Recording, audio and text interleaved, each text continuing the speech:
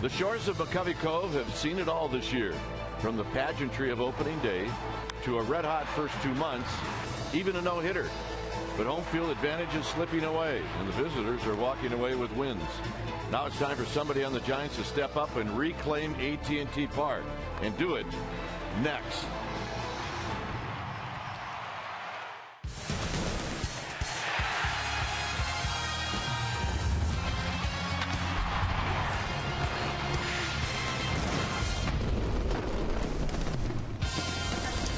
Saturday afternoon baseball here at AT&T Park as we get ready for Game 2 of this 3-game series, Phillies and Giants. Hi again, everybody. I'm Dwayne Kuiper. Alongside me is Mike Krukow. Very, very tough loss for the Giants last night, but this is a quick turnaround. This is a day game, and when you look at the matchup, you got Tim Hudson on the mound, Mike, and it's really odd to think that with his ERA, he's under 500. You got a 2.8 ERA, and he's got an 8-9 record. That doesn't make much sense. And get this is his 17th year of organized baseball. He has never had a losing season. So you face the Phillies, lifetime for Hudson. He's 11-10 against them. Bottom line is the Giants just need to score him some runs, give him a few early runs, and let's see how he handles that. I would like to find out. Well, you'd think this would be time for guys to take days off. Buster Posey, after an extra inning game last night, he is indeed catching today. All right, when we come back, we will have the lineups in the first pitch right after this.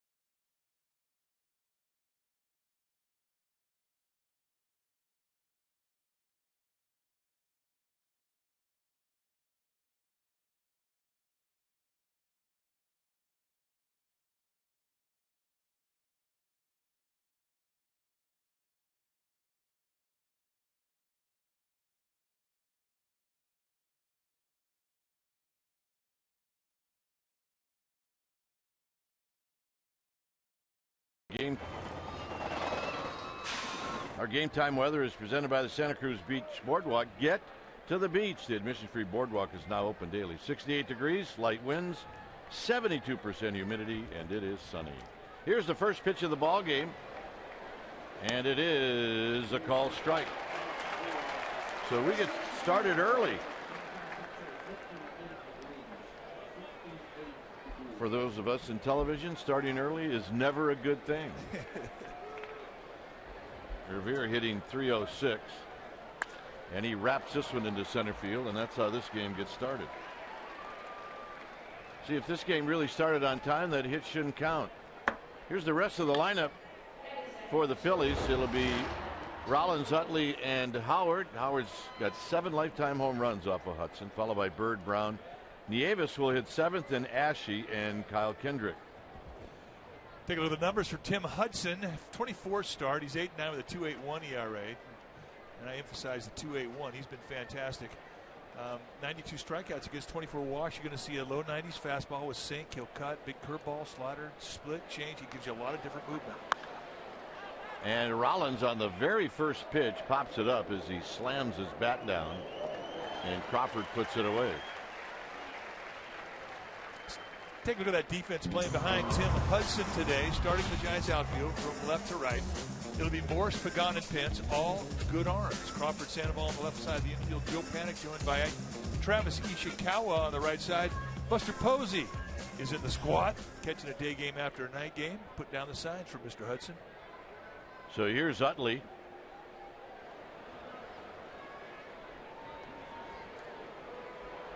Utley last night went 1 for 3. Remember, he got hit on the knee on a pitch from Javi Lopez that drove in the lead run in that 10th inning. There's a strike called to Utley. Utley's had 70 at bats against Tim Hudson. There's Madison Bumgarner, who had a huge start last night, only to take a no decision.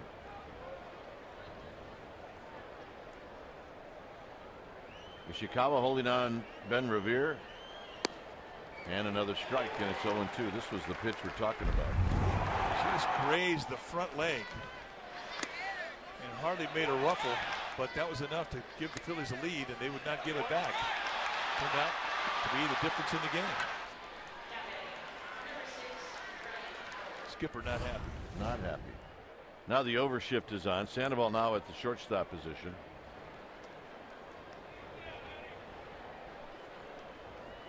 You have to figure that Ben Revere would be thinking about going sometime soon, although with Utley, he may be one of those guys where he doesn't want that guy to go, given that there's a hole between Ishikawa and Panik. Outfield straightaway. And now Hudson's ready. And was that a slider in on the hands, a cutter? Flattened it out right there on the hands, a little flat break. Beautifully placed in the 0-2 count.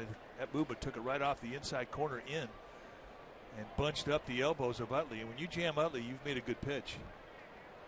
Strike zone today is a low ball zone from Joe West as we watch the flat cut roll in. Just about 3 or 4 inches of slide is all the movement you need on that cut.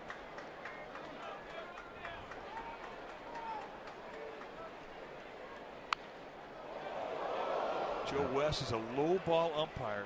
He can be tight at times, a bit inconsistent with the belt high strike, but he likes pitchers that work quick, and he will control the game. One of the best in the business at doing that. Been around a long time. Broke into the big leagues in 1977.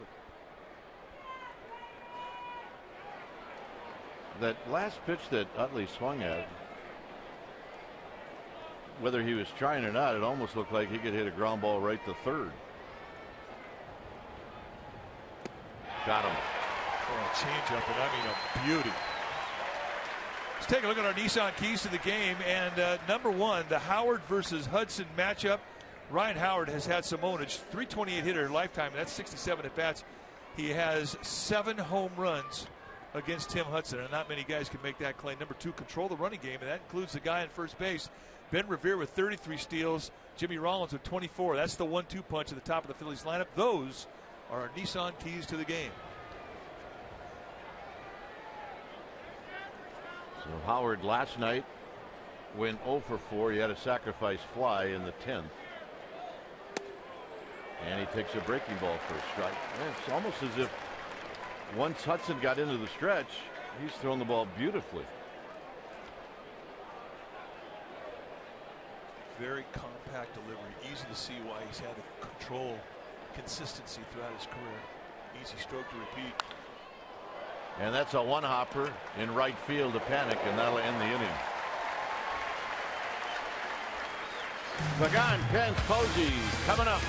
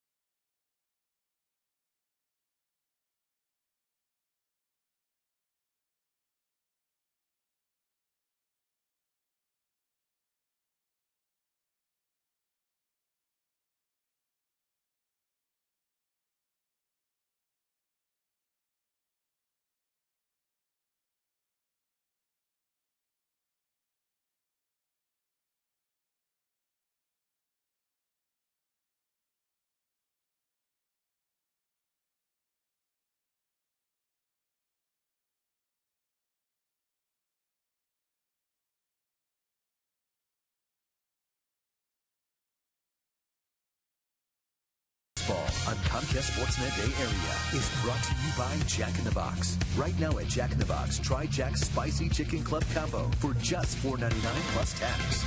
And by Toyota, #1 in MPG, durability, and resale value. Toyota, let's go places. No score as we head to the bottom of the first inning. Here's Bochy's lineup against Kyle Kendrick. Looks like this. Pagan, Pence, and Posey. Sandoval will be the cleanup hitter. Then it's Michael Morse. So he's got a 5-game home hit streak, and he hit a big home run last night. Ishikawa gets a start, then Panic, Crawford, and Hudson. On the hill today for the Phillies will be the right-hander Kyle Kendrick. Kendrick, 6'3", 210-pounder. He's 29 years old, 6-year veteran, and this is what he has done in 24 starts, 5-11 with a 4.88 ERA. 90 strikeouts against 42 walks. That's a big deal. Why is that? Because he's a sinker baller, and a 2-to-1 strikeout walk ratio for a sinker baller is good. He will put the ball on the ground a lot. He's got low 90 sink. He's got a curveball slider and a split. Those are his specialty pitches, and he'll throw all of them. And the pitch to Pagan, and Pagan takes in tight. Pagan last night 2 for 5.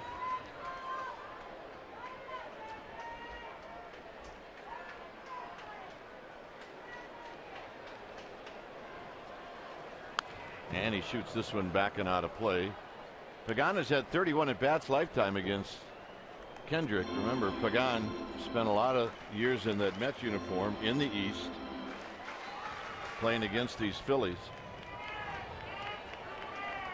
He knows he's going to see a fastball that runs away from him. And what Pagan is so good at doing is taking that sinker and going to left field with it.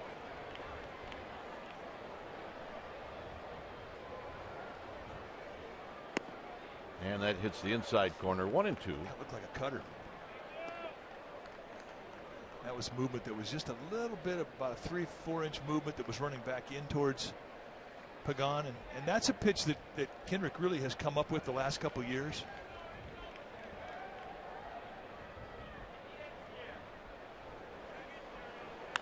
Breaking ball hit up the middle. Utley charges, throws on the run, and they got him. Let's take a look at the rest of the Phillies defense. Starting in their outfield from left to right, it'll be Brown, Revere, and Bird. The best arm in left field. Dominic Brown's got a cannon. Rollins and Ashe, that's the left side of the infield. Utley and Howard on the right side. Will Nieves, he'll be in the squad putting down the signs. And Nieves has a very good arm. So here's Pence. Hunter Pence at 285. 15 home runs, 52 driven in.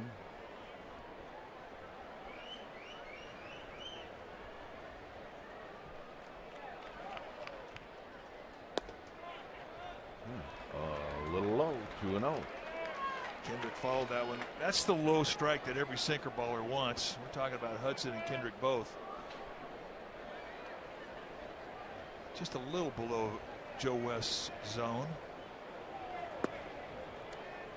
And it really looks like for a while we'd not seen this. Hunter Pence was going to take a strike.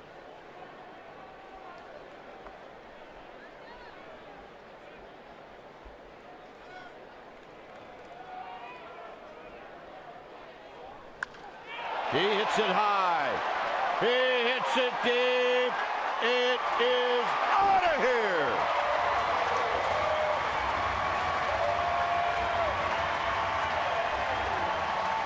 And the Giants are on the board. Hunter Pence, home run number 16. That's the swing of the bat every manager wants to get at home. A first inning home run to get a crowd into it. And boy, everybody on their feet. Nothing lights up a full house like a first inning bomb. They set up in the outside corner. It comes middle in just above the thigh. And Hunter Pence backspins it right out. Home run number 16. And a strike to Buster Posey. Buster's got a little bit of ownage on Kendrick. He's 4 for 7 lifetime.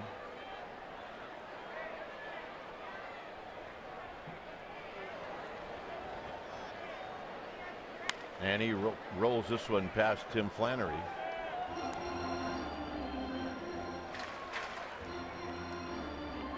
First inning has not been Kyle Kendrick's friend.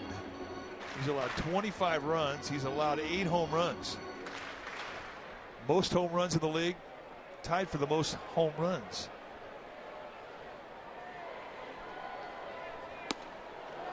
Right in under the hands of Buster Posey.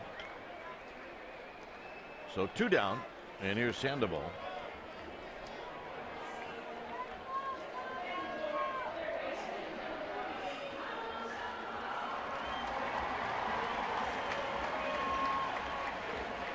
Sandoval last night had a good night. He went 3 for 5.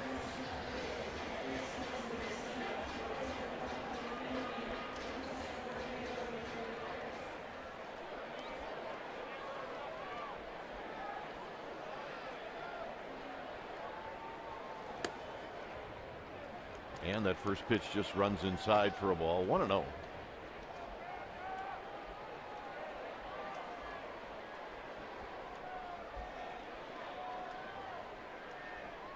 Michael Morse on deck, the 1-0 to the Panda, and he bounces this one off the glove. It caroms to Utley.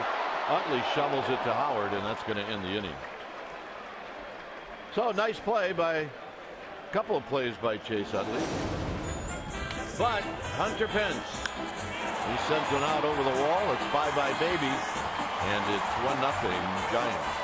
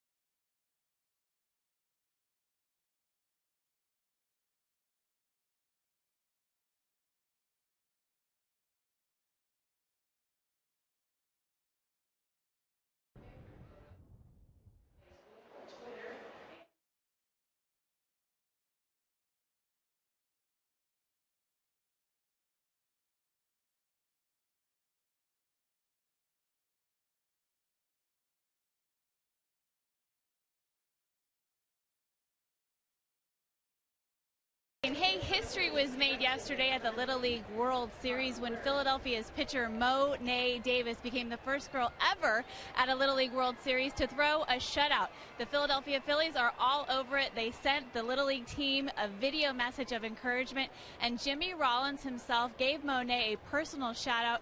Guys, they both wear jersey number 11. Now, Mo'ne can throw a 70-mile-an-hour fastball. She's putting a complete twist on the phrase, "You throw like a girl." Dwayne? A lot of boys would like to be able to throw like that girl. I watch her. She's got 3 pitches and she can throw over the plate. She's nasty. Bird bounces this one to Sandoval.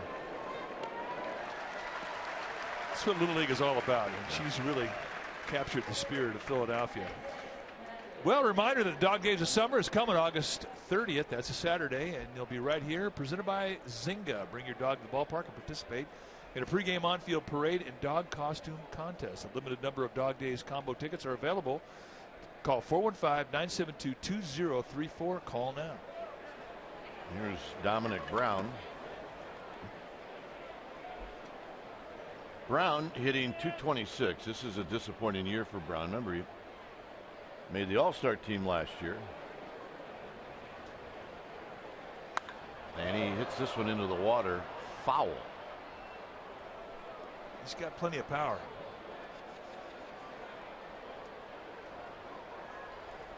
We want to say hello to Rachel Connolly, wife of Liam Connolly, who is a big, heavy hitter in our PR department. Rachel, a little under the weather. We just want to say that we're thinking about you. Need to get you back to the ballpark.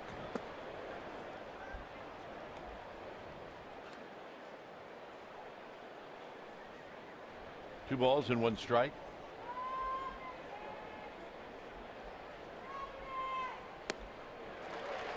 Two and two.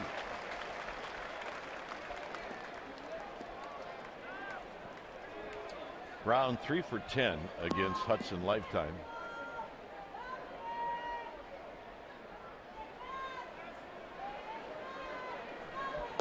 And that's low and in, so a full count to Dominic Brown, who's batting with 1 out. 1-0 Giants on the Pence home run.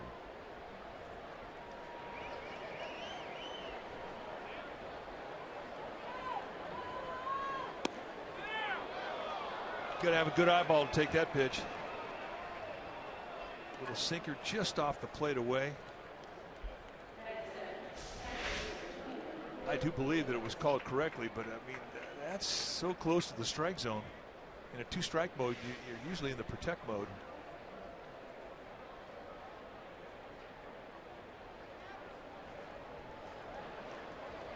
So here's Will Nieves, today's catcher for the Phillies.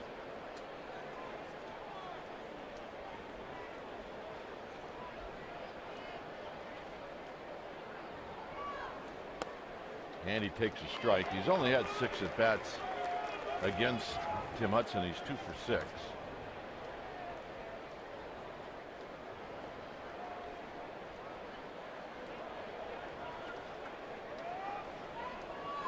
Brown has got 5 steals. He does not go. And this is hit into the hole for a base hit.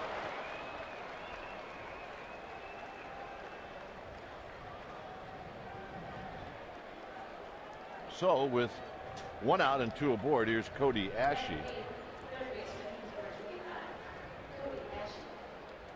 This was the home run that hurt the Giants last night. It's a 2-run lead for the Giants. All of a sudden, whoop, with a man on first base, tie ball game.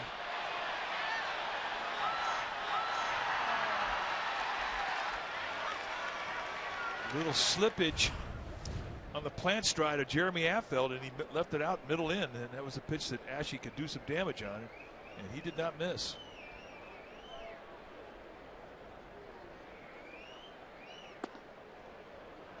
Just a wee bit low.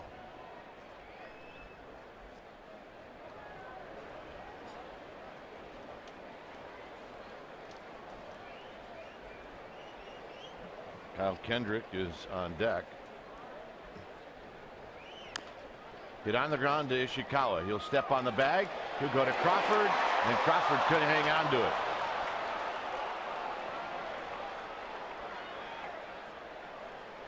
such a dangerous throw because you're really throwing over the runner. No time for Ishikawa to step out and get an angle at first base, so he's got to try and lob it over the shoulder. And as Crawford goes out to try and swipe tag it, he could not hang on. It's our Exmo brought to you by your local Toyota dealer, and there you see the throw right. And I think it skimmed the helmet. And that's why Crawford. Nieves. Yep, you're right.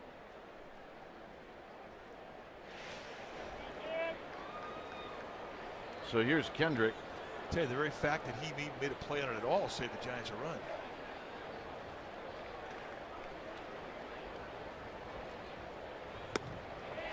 Kendrick is 3 for 48.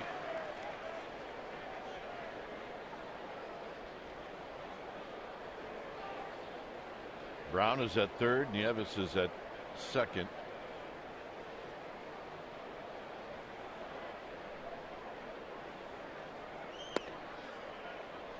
And this time Kendrick took it. 1 ball and 1 strike.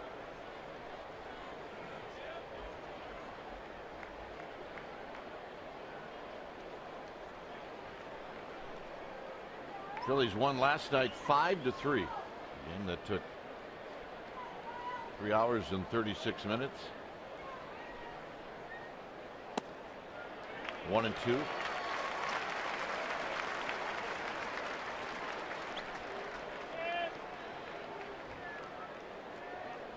Really a premier pitching matchup. Bumgarner, Hamels. Here it's 1-2. And that'll end the inning. Phillies trying to pair. Morris Ishikawa panic coming up.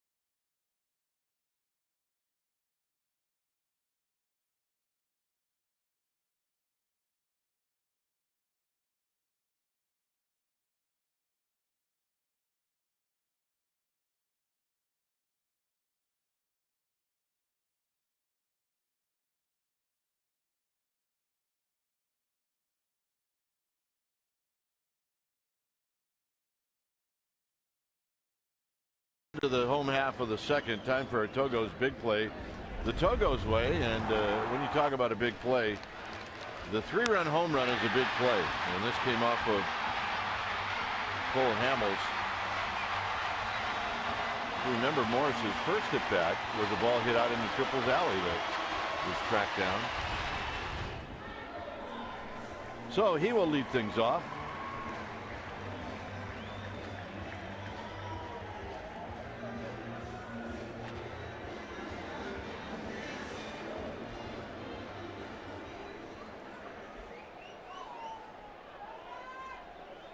Last night overall, he went 1 for 2. He's had 3 hits and 7 at bats lifetime against Kyle Kendrick.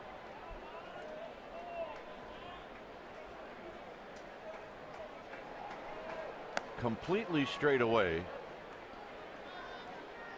for the defense for Michael Morris. Maybe Utley a step to pull, but that's about it.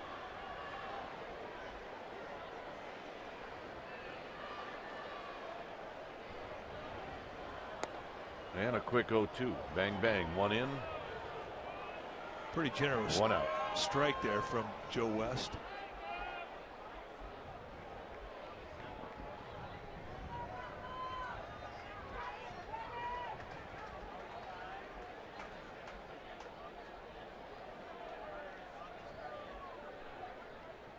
Breaking ball hit into right center field, and nobody's going to catch this one. And it rolls all the way to Triple's alley. Is he going to go for it? Oh, yes, baby. And Morris is going to make it. He's got a swing back, folks.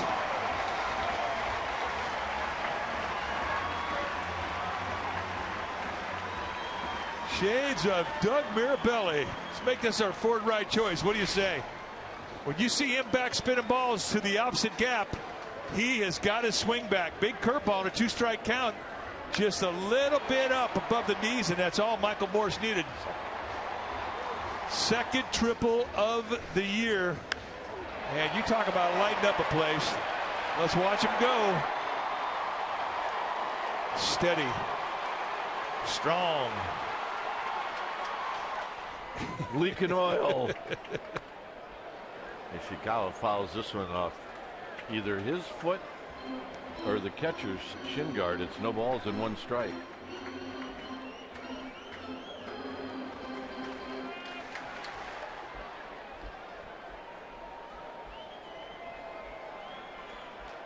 Infield is back with the exception of Ashe at third.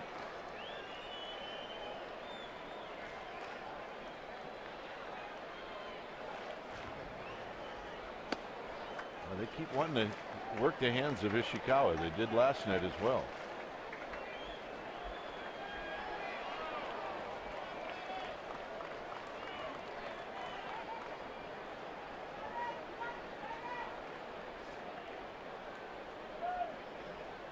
One ball and 1 strike. Ishikawa, shallow right field. Bird is going to catch it. And it's just a bluff by Morris, who really never went back to even tag. So here's Panic, and now maybe they'll bring the infield in with Panic at the plate.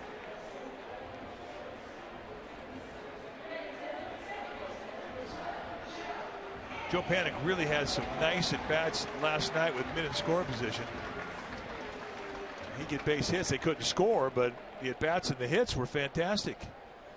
These guys get more confidence every day. Now the infield is going to come in, not all the way in.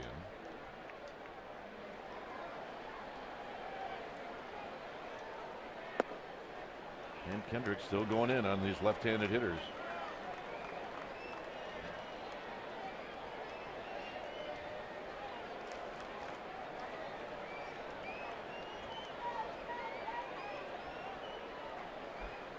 One and 0 to Panic. 2-0 to Panic. He's not going to help you. He's got a good eye. He will make you come in that strike zone.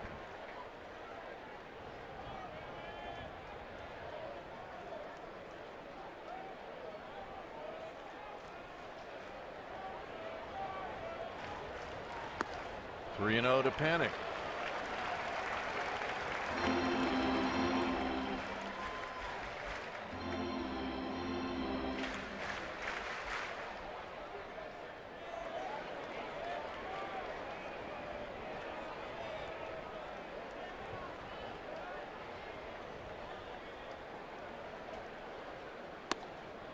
And a 4-pitch walk. I don't think he cared, did he, if he walked him? No, you know, a lot of sinker ballers are that way. I mean, they'll nibble around a hitter if they have an open base at first, simply because if they walk him, it puts us a force in order. And with a sinker ball, you can always get 2 outs with a ground ball. I don't think it bothers him at all.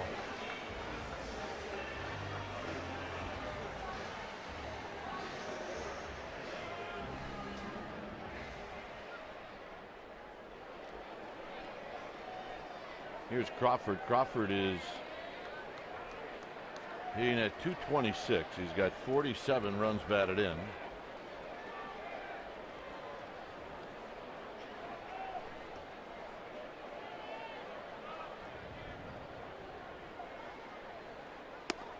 in tight. 1 ball and no strikes. He's standing in that inside corner. The lefties with that cut fastball.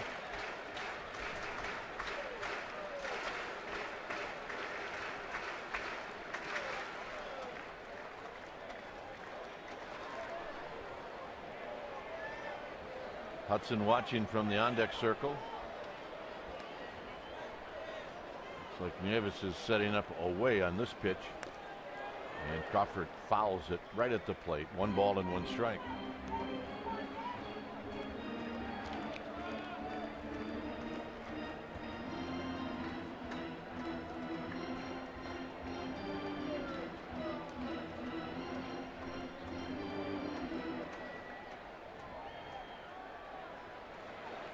Panic at first, Morris at third. The 1-1 to Crawford is outside. 2 balls and 1 strike.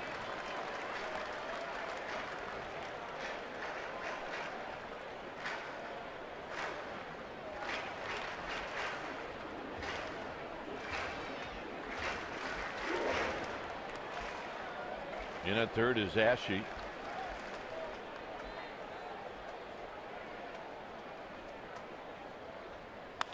Crawford pops it up. This is not going to do it. Rollins backpedaling. Rollins makes the catch. So Ishikawa and Crawford unable to get Morris in, and now it's left up to Hudson.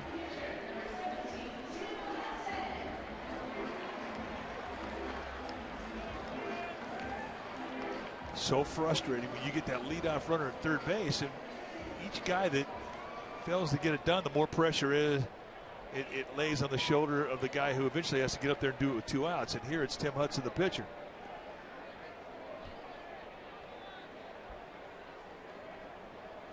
Hudson does have an RBI. He's 2 for 42. And he's going to take low. He really, I think the Giants are thrilled at Hudson and how he's pitched and how the ankle is held up, but I do think the ankle has affected his hitting.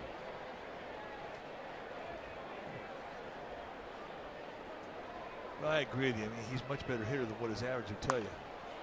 Right to Howard, and this will end the inning. So the Giants waste a leadoff triple. We've seen that before, but they still lead 1-0.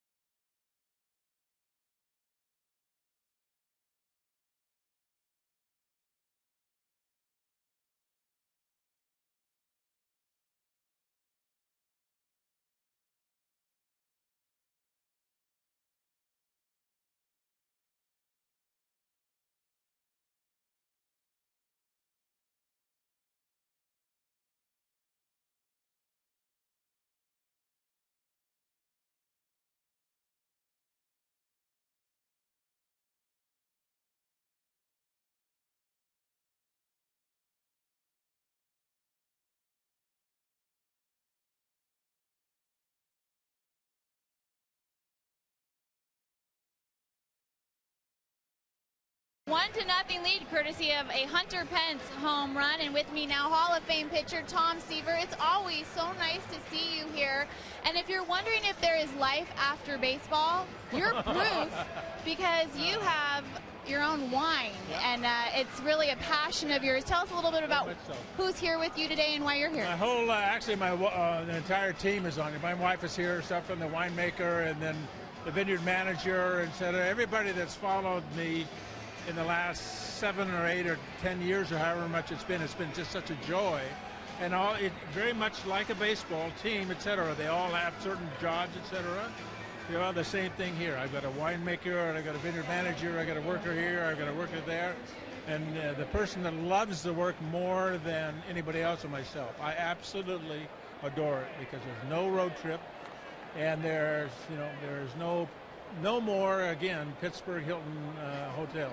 You know, I got off the road, and my trip to work is about 90 seconds.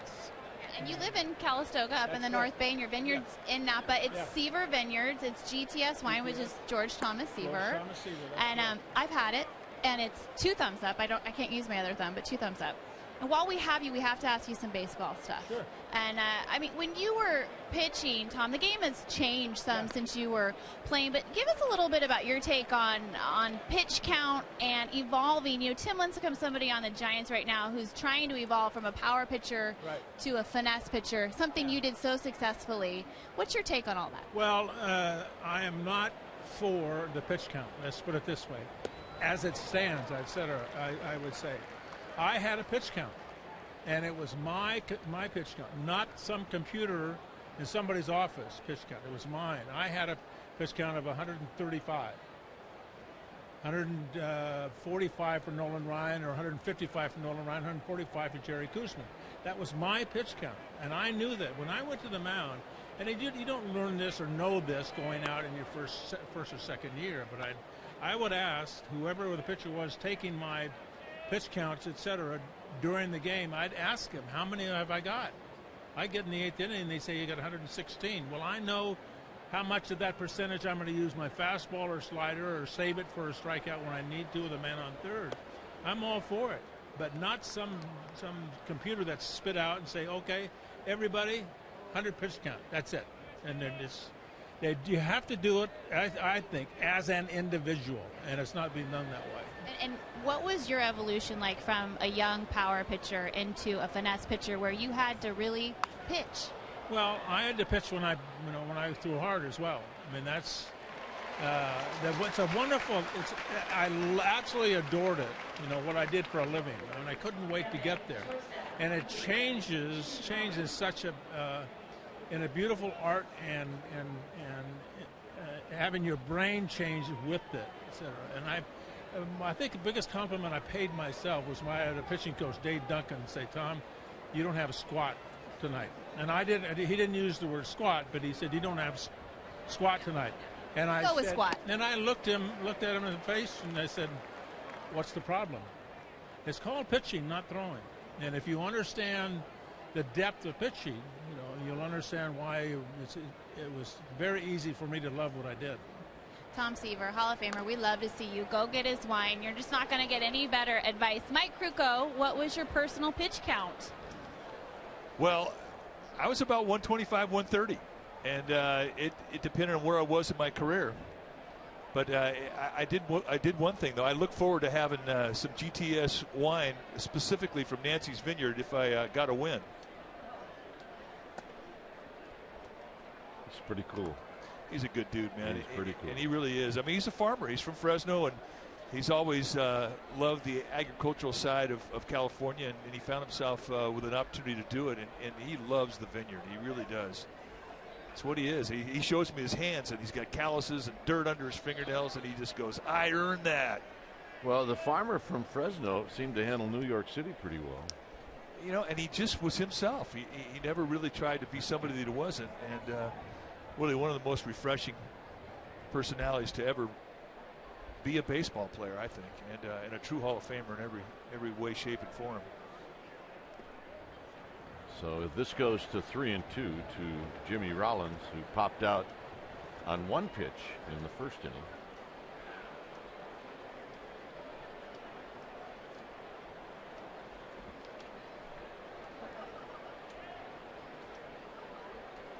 Three-two pitch, and the walk. That's not in agreement with that call. Right now, take a look at our AT&T U-verse Rewind, and let's take a look at some of the Tom Seaver highlights. Tom Terrific, number 41, took New York by storm, was a big part of that 1969 Mets World Championship. And then he went to Cincinnati. That's where he had his first no-hitter. Took him a long time to get it, and then it was on to Chicago on the side. That's his 300th win. And I think that Tom Seaver got more votes than anybody going into the Hall of Fame. I wouldn't doubt it. A true Hall of Famer, Tom Seaver. And that's our AT&T U-verse rewind.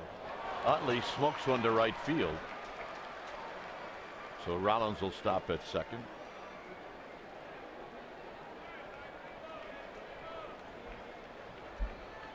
So he went into the Hall of Fame in 1992.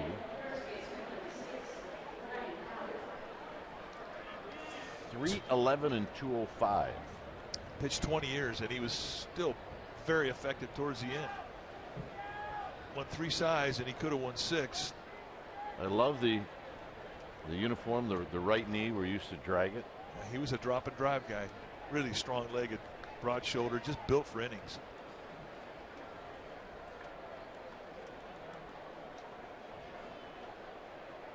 The other thing too about Tom Seaver, never made an excuse. Always had a plan, always pitched. Howard with runners at first and second. Howard hit a ball sharply to Panic, who was playing deep out into right field.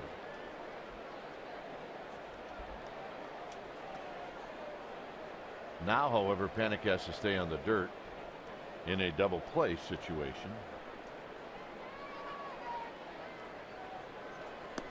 And Hudson falls behind 2-0. And we talked about the success that Howard has had against Hudson, 7 lifetime homers. Tim Hudson knows the hot spots of Howard's swing. The fact that he's a low ball guy and Howard is a low ball hitter tells you that's a pretty good natural matchup for Howard. Rolls it foul, 2 balls and 1 strike.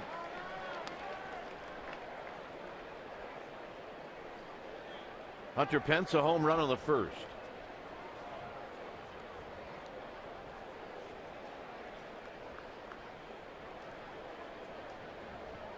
So Hudson been in the stretch a lot. And this will be pitch number 43. Rollins, well, you got to keep an eye on him. Look, he's got 24 steals. Tried to catch Bumgarner sleeping last night, and the Giants threw out Rollins when Bumgarner stepped off.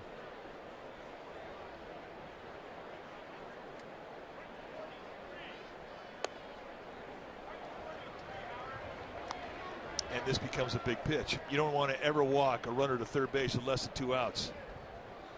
So a try as Hudson has to try and get Howard to go down out of the strike zone low. Howard has not followed. He's stayed steady.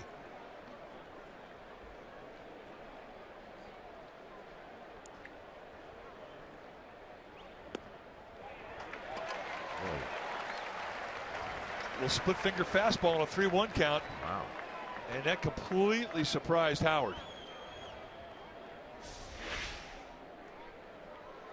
Right there, tucked in the outside corner, just above the knees.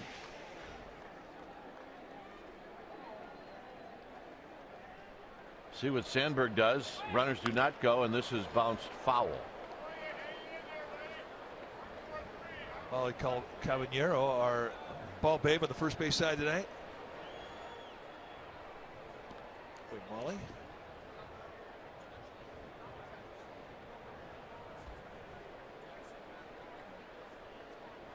And Debbie Bernard is over on the third base side.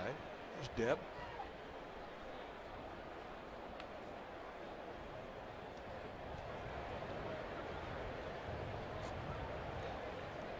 We need to get one of those. What, that jacket? No, we're talking about the. Or what they're eating? Yeah, what they're eating. Although, I can't think of a place where you couldn't wear that jacket. I agree. 3-2 to Howard. And now Hudson will spin around.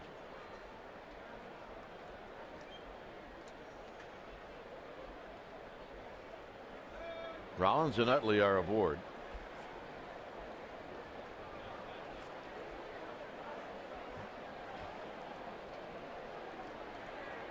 Runners do not go, and this is roped into right field, a base hit.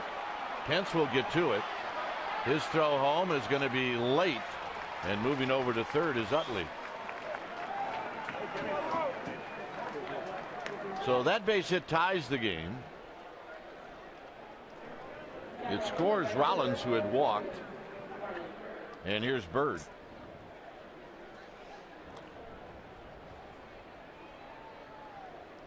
Pete McCannon, the third base coach, directing traffic. Tim Hudson trying to get that one pitch that gets him 2 outs and out of a jam. He's induced 12 double plays this year. That puts him amongst the leaders in the league.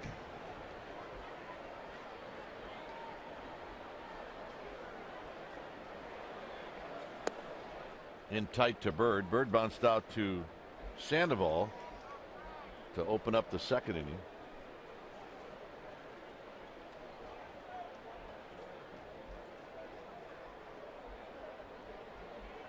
Phillies have tied it up here in the third after Ben Revere hit a fly ball to center field. This is pulled foul.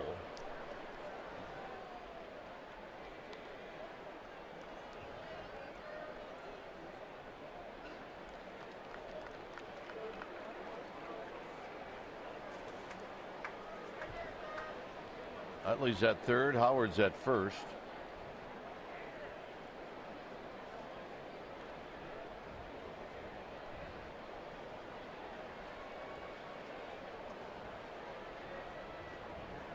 Here's Hudson at the belt. And this is hit high and deep enough to score Utley, as Pagan's going to catch it. Utley scores. It's 2-1 Philadelphia on the sacrifice fly.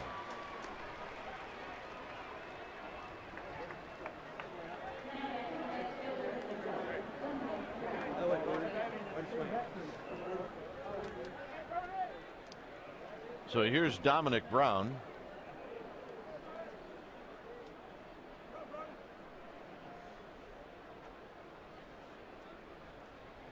Brown drew a walk in the second.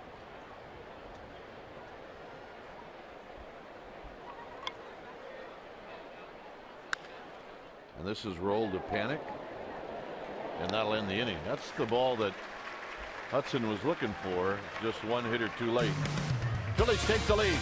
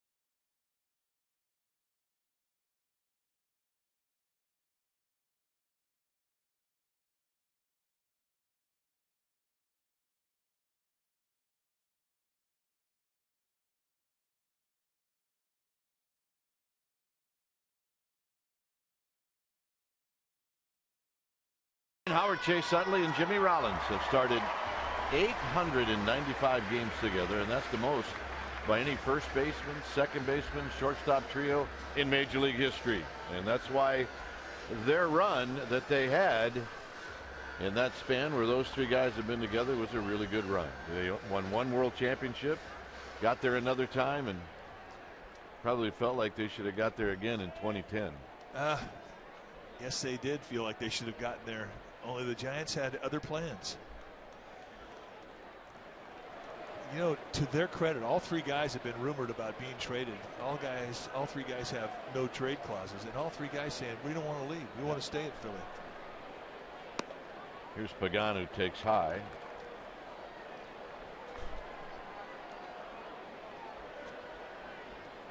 Pence on deck.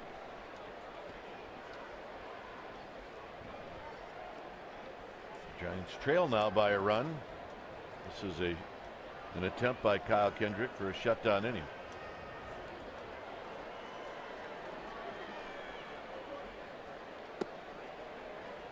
We talked about the lack of success that Kendrick has had in the first inning. He's one of those guys that really takes a while to get his release point.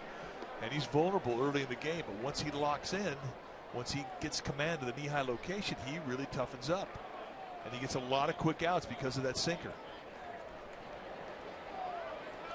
Pagan taking a long time to get set up.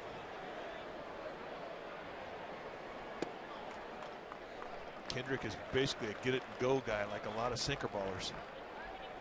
And what we're seeing from Kendrick right now are basically two types of movement. He's cutting the ball in on lefties, and he's throwing that sinker that runs away from lefties.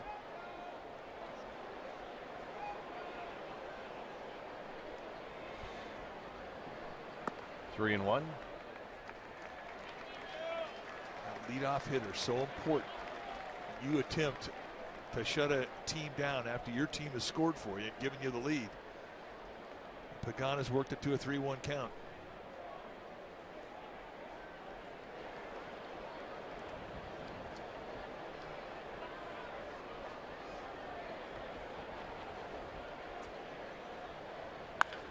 Driven to right. Bird, however, will backpedal and make the catch. Pagan hit it right on the nose. Good at bat.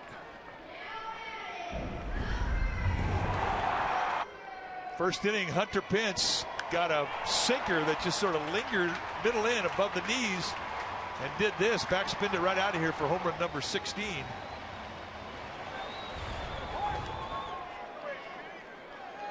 And with Hunter Pence, home runs come in bunches.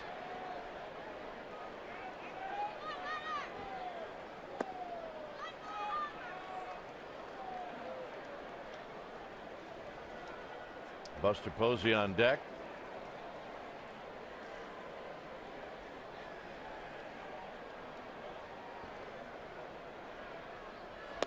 And a strike. That'll even the count, says Joe West. Giants now 2 games under 500 at home. They're 30 and 32.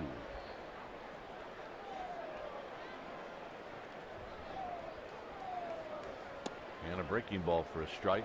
Yeah, one of the few curveballs we've seen Kendrick drop in, but he's got a nice feel of it now.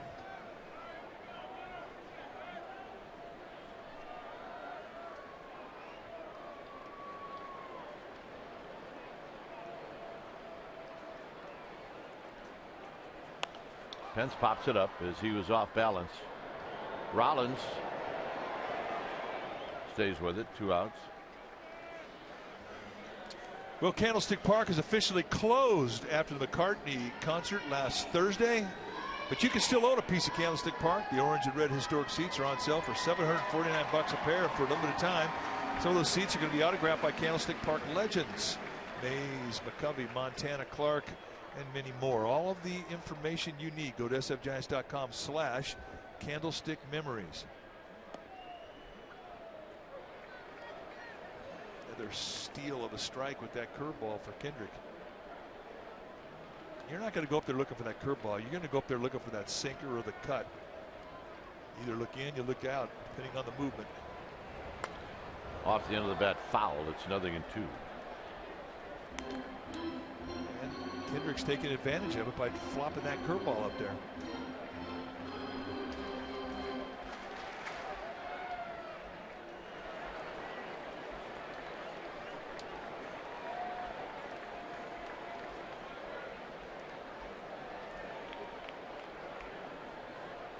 And the fastball is high to Buster Posey.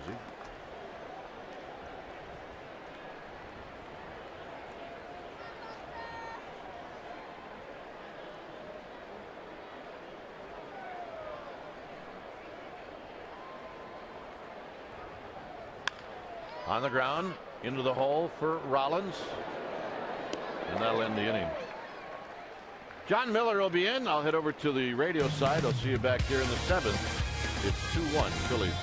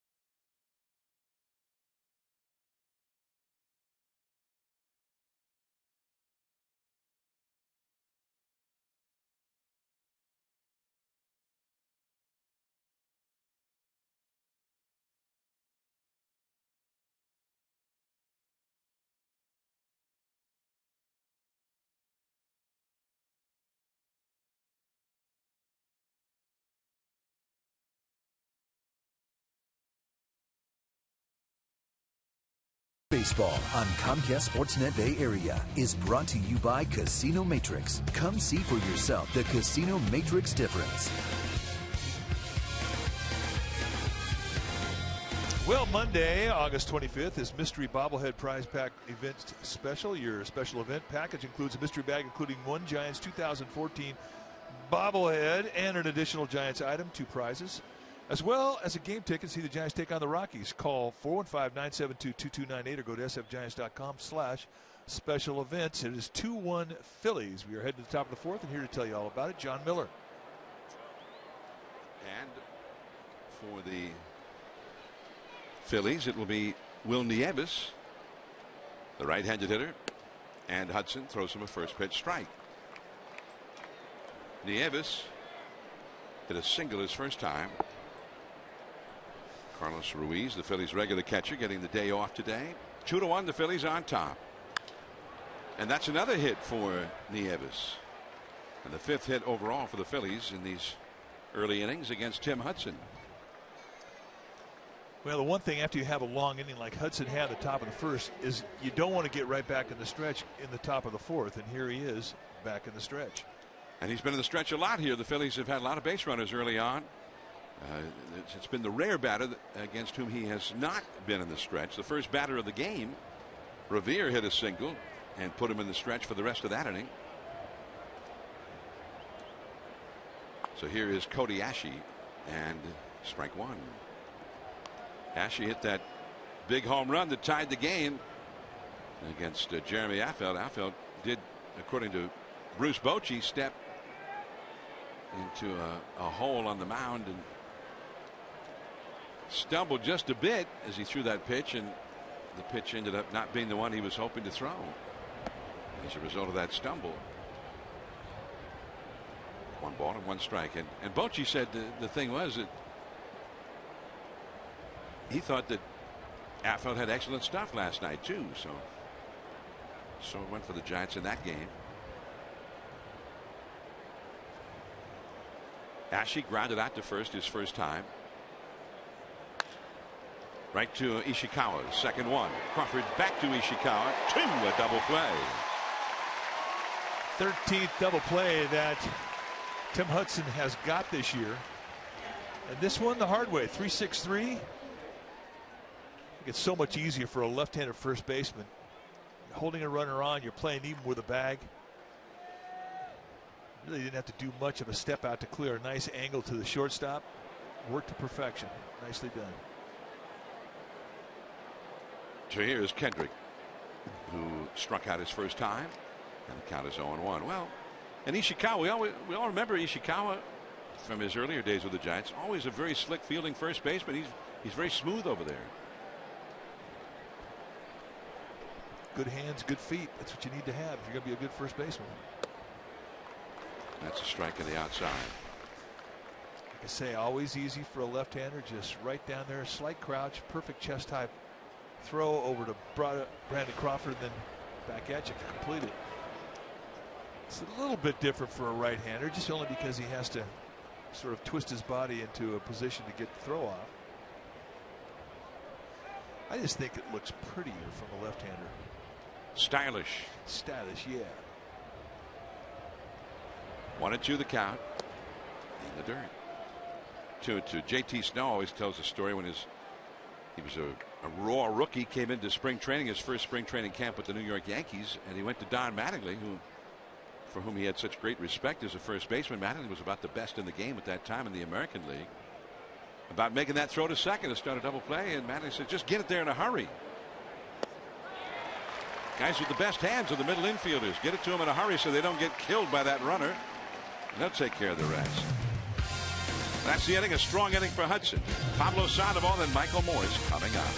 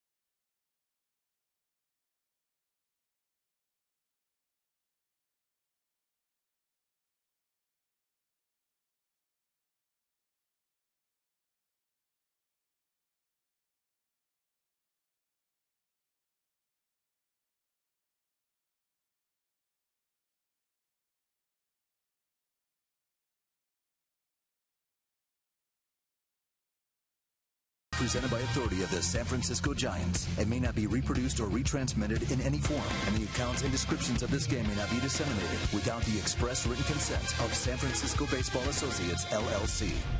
Well, the NBC Bay Area Investigative Unit, led by Chief Investigative Reporter Tony Kowaleski. You say, who are they? They're an award-winning team of 15 journalists dedicated to holding the powerful accountable. The Investigative Unit on NBC Bay Area, we investigate. Beautiful day out on the Cove. Great day to just take off your shirt, lay down, enjoy the afternoon. Oh, take off your shirt. You should have told me. Well, we can always take off our shirts, partner. Of course, you need the sunshine. We're not in the sunshine here. Absolutely gorgeous day for baseball here on the Bay. Summer in the sun, winter in the shade. Well, Pablo Sandoval coming up with the Giants. And the Giants down 2-1. Those people are moving fast. What's the hurry? Where are they going? It's full boat. The speed boat. And they will twist you around a few times. That thing is actually a thrill ride. That's more my speed right there. That looks like more fun. Your wife Janine is a kayaker. She enjoys it.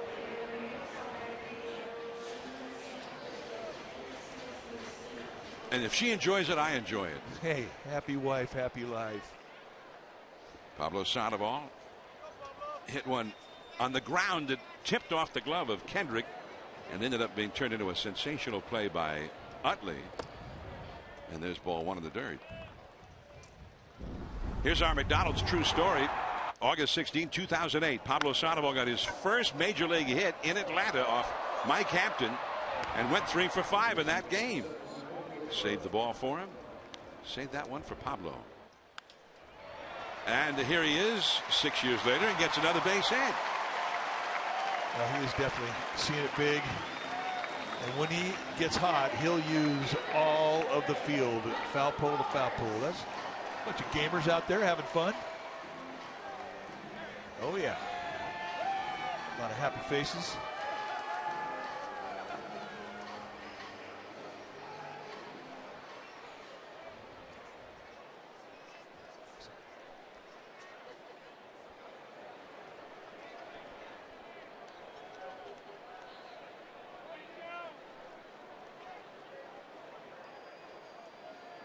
So they're checking the pine tar on the bat. And I don't think Michael Morse really appreciated it. Now, whose idea was that?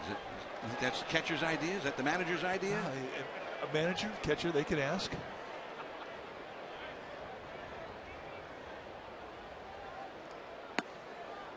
That's called a strike. And for some guys, it can absolutely fracture their concentration. Let's take a look. I think maybe just taking the bat to manicure a little divot there behind home plate. So that's what I think he was doing. So the bat was fine. He just, hey, would you mind if I, something amiss here? He turned the bat into a gardening tool. A tamp. Now, if you're Michael Morse, who's been hot, the bat's been good. You don't want somebody taking your bat, using it as a tamp. Killing me. Chase Utley, Ryan Howard used their bat. He did drop some stank eye on him.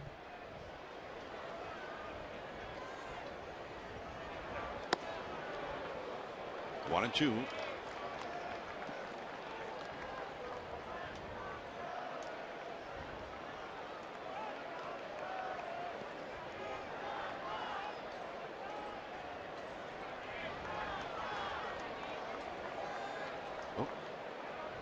Got some chow, ready to sit back down and enjoy.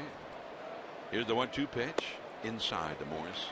I remember Jim Sundberg, who was an outstanding catcher for many years, won several Gold Gloves in the American League.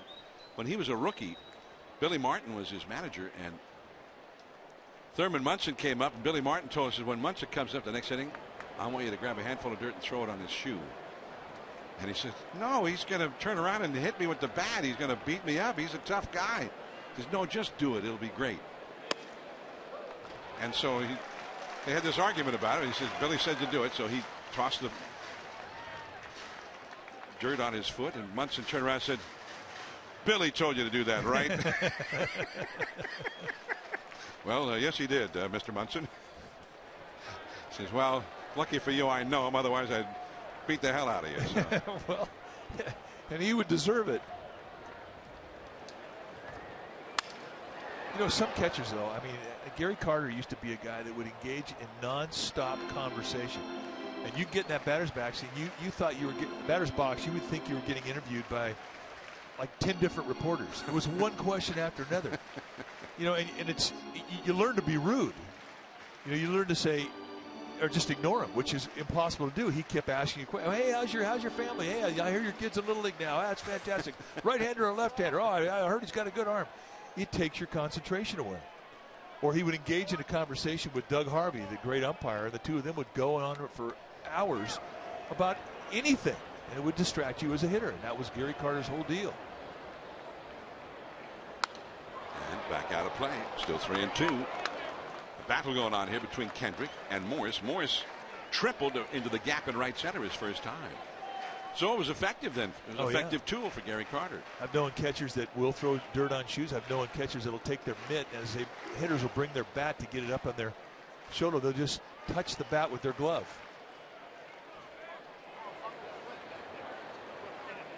Three and two the count. Pablo at first. Nobody out.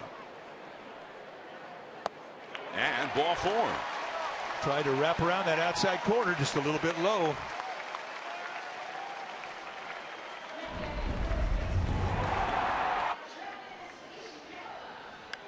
Second inning. For the second time this year, Michael Morse hits a 3-bagger here. A 2-strike swing of the bat on a curveball. There really wasn't a hanger. But the Giants could not get him in. You know, the one thing about Michael Morse, he enjoys his hits. Very animated. Smile. Slaps his helmet. Looks at his teammate. In the dirt to Ishikawa. Nice save there by Nieves to keep the runners right where they were. Pablo at second and Morse at first. Sinkers, they can be tough to block. They're a bit unpredictable. That one actually hit the corner of the plate and came up high. That was a nice play by Nieves. Ishikawa popped out to shallow right after the Morse triple in the second inning. So Morse had no chance to tag up and score in that instance. Ishikawa, slightly open stance. And that is back out of play. 1 ball, 1 strike. Ishikawa seemed like he saw nothing but cutters on the hands the last time he was up there. Seeing entirely different kind of stuff this time. 1 ball, 1 strike. Ishikawa, another RBI opportunity here. The Giants down by a run in the 4th. Right in under the hand, and another pop-up. This is almost identical to the one he hit back in the second inning. Frustrating at bat. So 1 away. He knows he's in an RBI situation. That's 2 times he's not been able to advance the runner. And that's been a very effective pitch for Kendrick today against some Giants left-handed hitters. Well, I think the pitch that gives him trouble, if he's not able to keep it down around the knees, is his sinker. And right now it's been up. So I think he feels his best bet, especially the left-handed hitters, is to throw that little cut fastball. Don't let the movement run out over the plate. Keep that thing in tight on their hands. Here's Joe Panik. Panik walked his first time. He had a couple of hits with runners in scoring position here last night. Down the left field line and foul.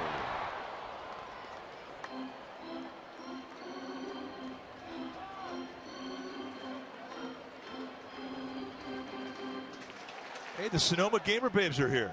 All right. I was wondering where they were. Well, welcome. Festive group.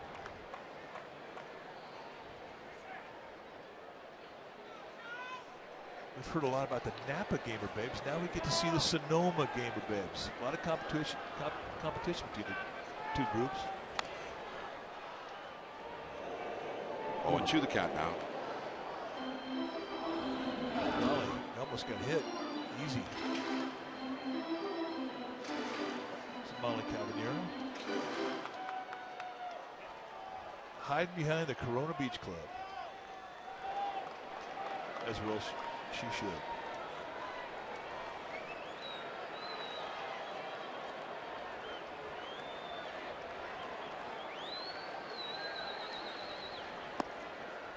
One and 2 the count now to Joe Panik. That's a nice pitch right there. To throw the sinker, you throw a 2-seam fastball. And what Kendrick did there with his changeup was throw it in a 2-seam grip. Circle change, just throw it the same way you would, only with different fingers. You get the changeup, but you get the same type of movement, and he put it in a great place. Popped up. And the infield fly rule is in effect. Ashe catches it anyway. 2 down, and now Brandon Crawford. And this part of the lineup has been given some opportunities to produce some runs for the Giants, and they have not been able to do it so far.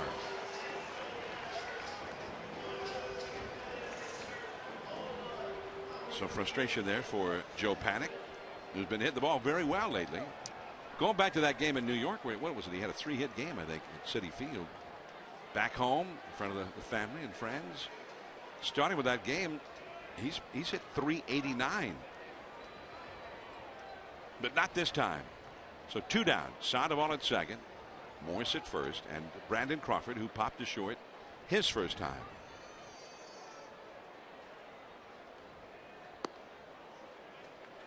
Strike on the outside. Well, that's where you should see all these pitches go, with the pitcher on deck and an open third base. I mean, Crawford really can't expect to see many pitches down the middle. If there's anything in the middle of the strike zone, that's a mistake. Kendrick should just corner pitch away. If he walks him, no big deal. And the pitcher on deck has not been hitting. Tim Hudson, only 2 hits in 43 at bats this year. There he is. 2-1. The Phillies lead the Giants here in the 4th. 2 on, 2 out. Good changeup, and again, look at where he located it. Started that movement on the outside corner, let the movement go out of the zone, and he got Crawford to chase. And to Crawford's defense, I mean, you want an 8th place hitter with a pitcher on deck to expand the zone. You want him to go outside. That was just a great pitch.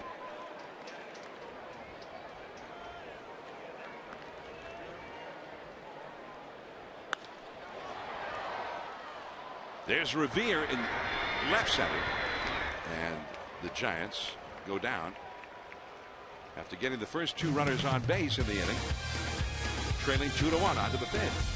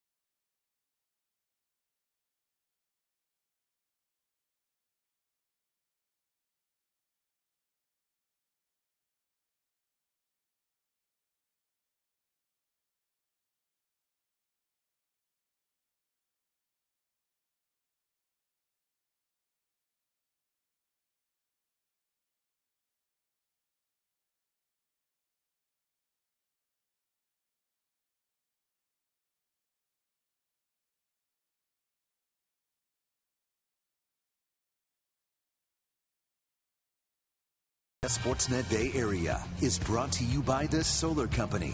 Not just any solar company, the solar company. Switch to solar and save. 2-1 Philadelphia. We're in the top of the 5th inning. Giants have been frustrated a bit, especially at the bottom of their lineup, where they have had opportunity and not been able to capitalize. As of right now, Phillies hanging on to that 1-run lead. And if you're Tim Hudson, you realize that you need to keep throwing zeros up there with your team struggling to score runs. It's kind of how it's been for him all year long. They have not given him a lot of support. Ben Revere, who has singled to center and flied out to left center. The count is 0-1. Revere has been a fairly hot hitter lately. His average for the year at .306. A ball and a strike. Jimmy Rollins, Chase Utley will follow. Phillies had 2 runs in the 3rd inning. It was this top of the order that got it going. Pablo Sandoval very shallow at 3rd for this speedy left-handed hitter.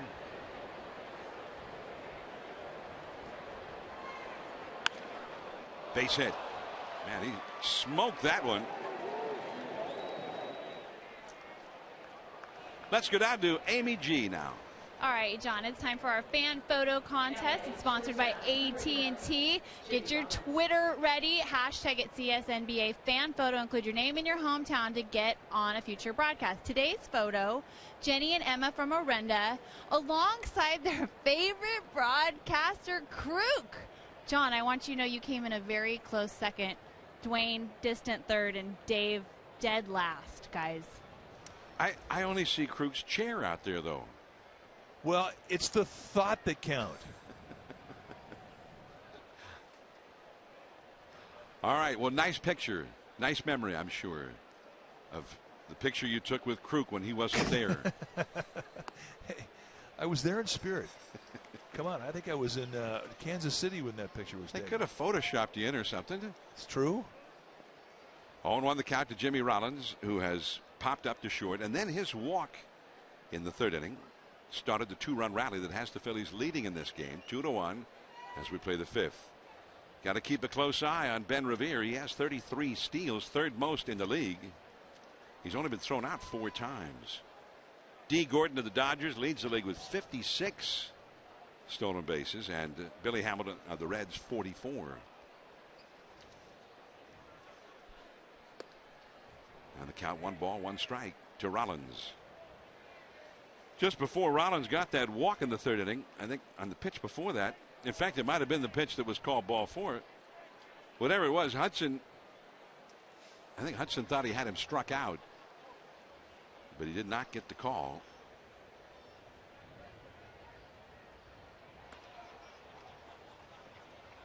Close pitches. I mean, and those are pitches that you think you're going to get, and when you don't get them called a strike, it kind of throws your rhythm off.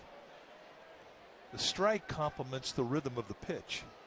Throw a pitch, pow, hear the pop of the glove, boom, you hear the umpire say strike 1, 2, or 3, or whatever. I mean, it's just all rhythm. And that is a steal for Ben Revere without a throw. His 34th steal. Well, he picks a pretty good pitch to go on. But boy, Revere, I mean, for the longest time was taking a look in, and that's not something you often see. Guys will take a peek, but they don't completely lock their head on a gaze at home plate.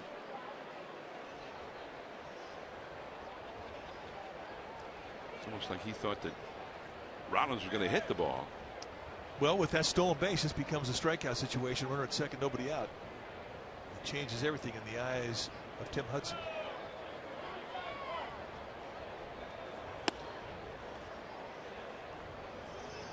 So that's a full count.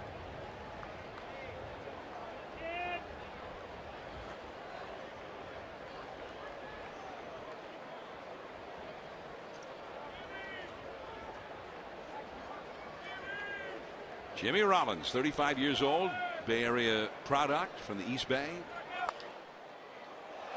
That is just foul. Almost caught by Ishikawa. Made a valiant effort to go get it. And it's fortunate that he did not touch the ball. I mean, how close? Very close.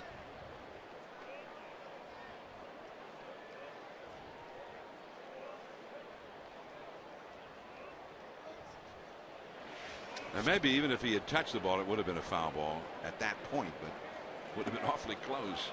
And that's another walk for Jimmy Rollins. Watch the crossover step and then the leap, and he just misses making that play. So Dave Righetti going to come out there. I mean, the Rabbits have set the table for the Phillies in this 2-1 ball game. That's the third walk allowed by Tim Hudson, by the way, which is a very high figure for him. Looks like there's going to be some activity. Yes, indeed. It's going to be Juan Gutierrez heading down into the Giants' dugout, or their bullpen, rather. So Hudson, with 2 men on, got to face the Phillies' top hitters, Utley, Ryan Howard, Marlon Byrd, all lined up in a row here. The Phillies already ahead 2-1. And Utley, although he struck out his first time, hit the first pitch he saw for a single to right in the third. There are not many secrets between these two guys. Chase Utley has had 72 career at bats against Hudson. Base hit. First ball swinging again. That's into the alleyway. Coming around to score is Revere. Rollins will go to third on a double by Chase Utley. 3-1 Phillies. Yeah, and that was a guy going up there that definitely has a plan. Talk about all the at-bats that Utley has taken against Hudson. He knows the movement of the fastball, and he goes up there with the idea that I'm going to think opposite gap and look for something just a little bit up, and he gets it about mid-thigh, goes with it to left center field gap. And that's just an educated hitter anticipating a pitch, getting it, and putting a good swing on it to beat it.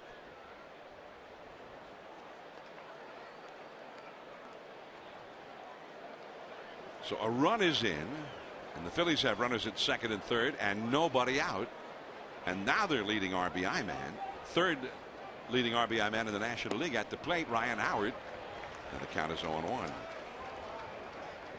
And again, with nobody at first base, no force in order for the sinker baller Hudson. He's pitching for the strikeout. Giants put 3 infielders to the right of second. Pablo, the runner at third, stays near third. Nobody at short. It's a ball and a strike. Howard knocked in a run with a single in the third inning. He is 1 for 2 in the game. Howard not only has had a lot of experience against Hudson, he's had a lot of success against him. He's hitting .333 lifetime in 69 at bats, and he has 7 home runs. He's also struck out 11 times. 3 pitches, 3 breaking balls. He used just about every pitch to the middle or middle away part of the strike zone. They have not thrown anything that is down at his back foot or that has actually tried to bounce at home. And you may see him stay with the breaking ball and go low out of the zone to get him to chase.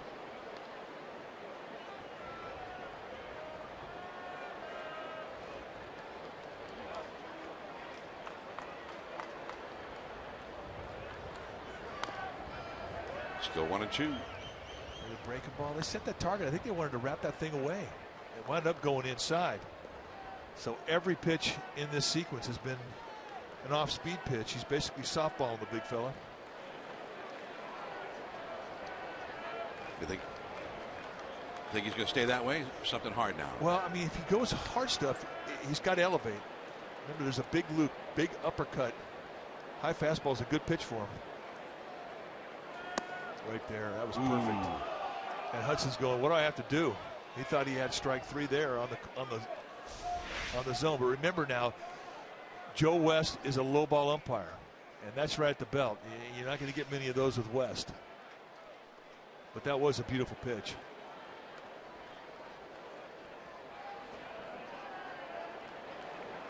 Two and two to Ryan Howard.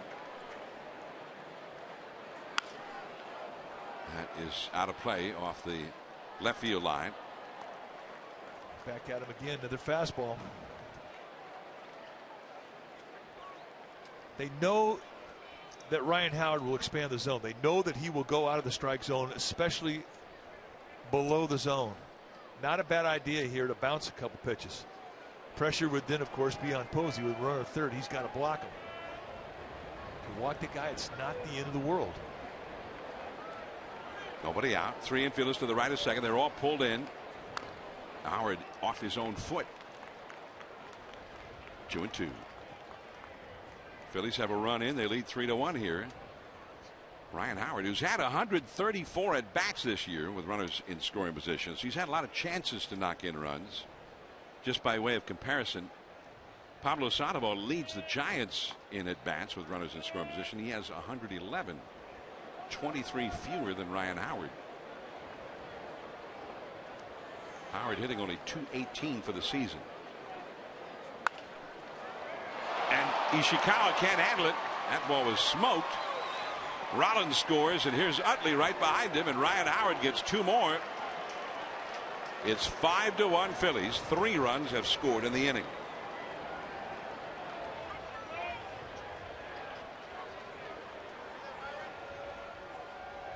And Bruce Bochy's going to come out and make a change here and make it a double switch.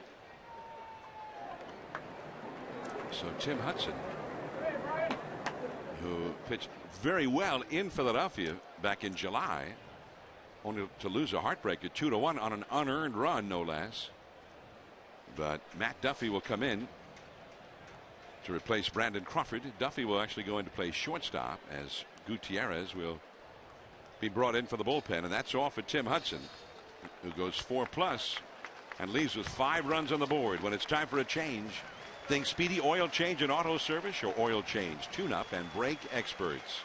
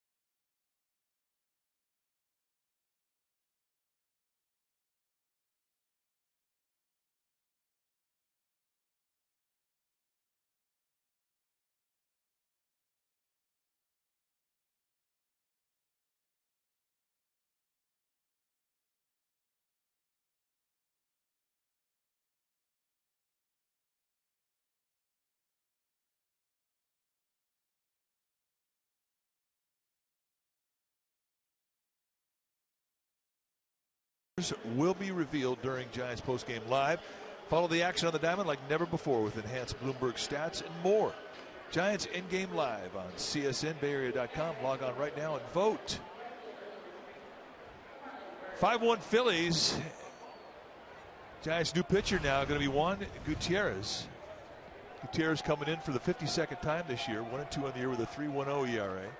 35 strikeouts against 8 walks and 52 1/30. Inherits a runner at first, nobody out situation.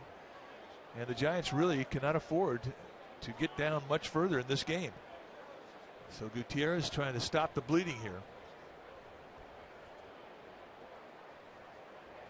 Matt Duffy on the double switch comes into shortstop position. He'll lead off for the Giants in the bottom of the 5th and hit the 9th spot. Pitcher spot is in the 8th spot. When you talk to Bruce Bochy about these 2 young middle infielders, Duffy and Panic, he is very quick to offer praise for the way they played the game. And that play at second base last night, where Utley came in hard the way he's always come in at second base, trying to break up a double play. Duffy was the one who was trying to crush. That's just off the outside from Gutierrez to Marlon Byrd. 1 ball and 1 strike to count. Runner at first, nobody out. 5-1 Phillies. But for Bochy, the key was how he stood in and made the play, and he was very impressed with that. So, well, he got hit too. He got hit on the left shin. He got a hit right above the knee on the thigh. I mean, he really had hard contact from Chase Utley. And I don't know if he completely expected this, because Utley comes in and he's trying to light him up. And with that left foot going down, he could have had his knee knocked into left field. But it's just a little subtle reminder that, kid, this is the big leagues and we play for keeps up here. I guarantee that this contact right here that Matt Duffy felt from second baseman Chase Utley, he'll never forget. And someday he will return the favor. Marlon Byrd is grounded out to third and hit a sacrifice fly. He put the Phillies ahead with that sac fly back in the 3rd. Howard, the runner at first. Left center field into the gap. That's going to go through to the 382. Ryan Howard lumbering around the bases, and he'll be held at third by Pete McCannon, the coach over there. It's a double for Marlon Byrd. Well, the Phillies are lighting it up right now, and the Giants are not able to get anybody out in this inning. That's 5 straight Phillies to reach base to start this inning. Now this is just a pretty good pitch to hit. Marlon Byrd's a middle away guy. We saw him last night take a ball middle away at the knees and knock it out of the ballpark against Bumgarner. This one had elevation, and for a guy that likes the ball out over the plate, that was right to his strength. Now Dominic Brown. 1 ball to no strikes. Brown has walked and grounded out to second. Well, just to finish up that point about Duffy and Chase Utley, nothing that Chase Utley did was wrong. It was just hard, clean baseball. But it did not go unnoticed by the rookie, Matt Duffy. And it will make him a better player. The rules have been set in his mind, so to speak.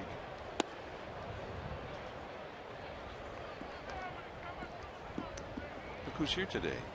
Roger Staubach, 2-time Super Bowl champion quarterback and a Pro Football Hall of Fame inductee, Hall of Famer. He was the MVP at Super Bowl VI. Tom Landry, the coach some great Cowboys teams that was a great era of Cowboys football. What a great athlete. Heisman Award winner out of Navy. And he was a Heisman Trophy Award winner that got to the big leagues and dealt. Great career. Hall of Famer. He looks good in that hat. He does. Got a good fold in it. 2-1. And a foul into the batter's box area. 2-2 now to Dominic Brown, who has walked and grounded out.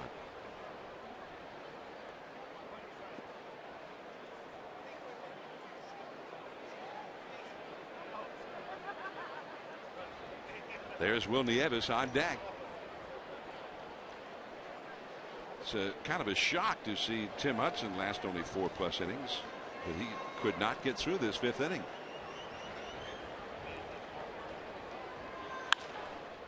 Pablo picks it up. The runners have to hold. Well done by Pablo.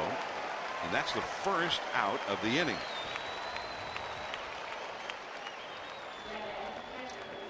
No, you're right about Hudson. I mean, you come this far into the season and you're midway through August and you got an ERA at 2.8.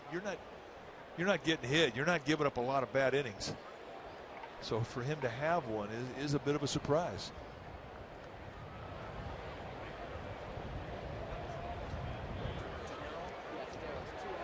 Staubach signing some autographs.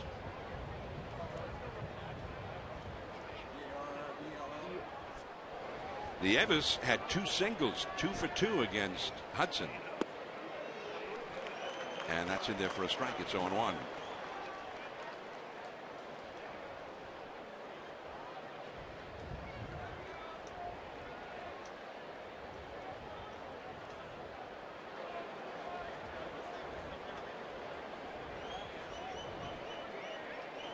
Gutierrez in a real tight spot. Runners at second and third. The infield in halfway. And the swinging strike and the block by Buster Posey, making sure those runners stay right where they were. Go right back down there again. Little slider in the dirt. Gutierrez has 2 types of breakup ball. He's got a curveball and a slider. Here with an 0-1 count, out there trying to bounce it on home plate and succeeds. Guy who's a backup catcher like Nieves, they get a lot of playing time. They have a tendency to lose their strike zone. They'll chase. And with him, he's more susceptible to that pitch in the dirt.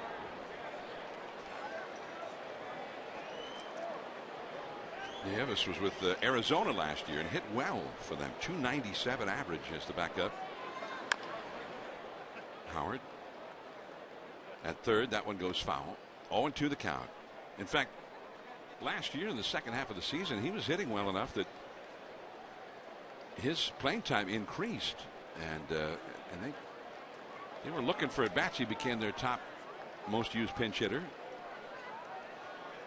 And he's hitting .273 this year as a Philly. Will Nieves, he's been around a long time. He turned 37 in late September. Broke into the big leagues back in 2002.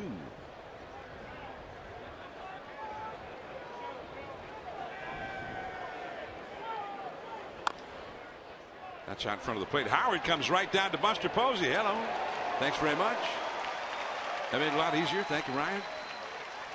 So I guess the contact was on, but I don't know how happy Ryan Sandberg was to see him run on that, because that became the easiest part of what otherwise would have been a very difficult play for Buster Posey.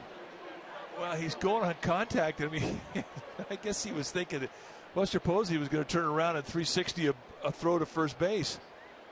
But for Posey, he comes walking down to the ball. He sees Ryan Howard's hard to miss. He's not going to be a guy that you're going to mistake in the crowd someplace. So thank you very much. And now without a throw, that was a gift. So here's Cody Ashe. Marlon Byrd went to third. Nieves reaches first on the fielder's choice. Ashe, the 8th place hitter, who has gone 0 for 2, takes ball 1.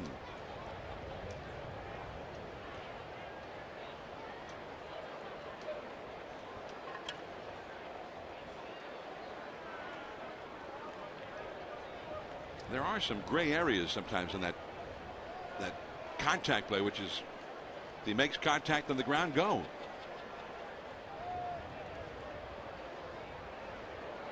Well, it's a tougher play than you think. And I'll tell you, there's one thing that is very difficult to judge, and that's balls hit back up the middle. And if you're going on contact, a lot of those balls back up the middle, they get caught by the pitcher.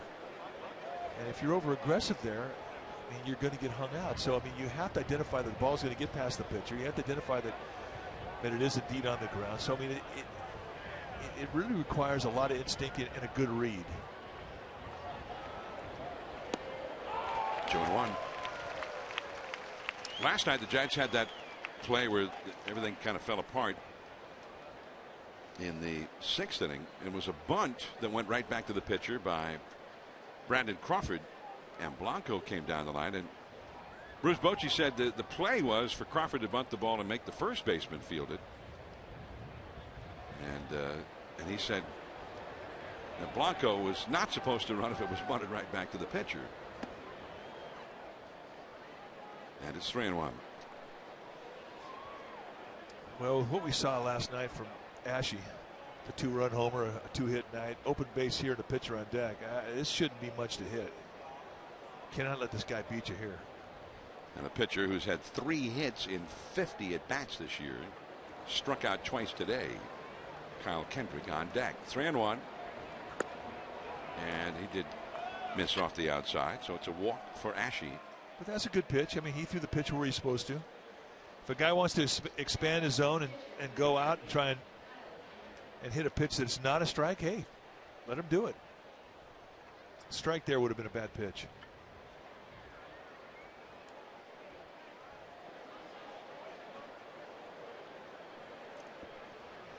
Kendrick struck out to end the 2nd, struck out to end the 4th, and the Giants are trying to get him out to end the 5th right here. But the base is loaded. 5-1, the Phillies lead. Pretty good swing at that one. Back to the screen, strike 1. Yeah, you look at the swing, you're thinking 3 for 50? Seriously? But then you throw a curveball at him and you can understand, oh, I get it now. It's not a good breaking ball hitter. That may have been the best pitch he's going to get a chance to hit here. And with the bases loaded, Gutierrez had to do that. He had to get on top of him 0-1.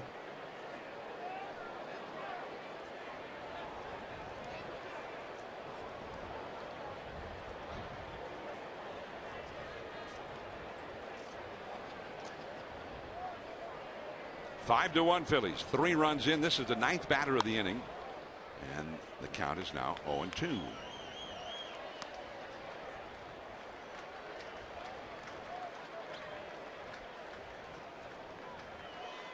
Well, he's only 3 for 50. On the other hand, he does have 3 hits. Yeah, that's exactly right. If he was 1 for 50, he's a threat. He has struck out 27 times in those 50 at bats. But then you know what? If you're a pitcher out there and the guy's 0 for 50, you're probably thinking he's due. So you got to respect him. He's sweating bullets out here. Bird at third, Nieves at second, Ashe at first.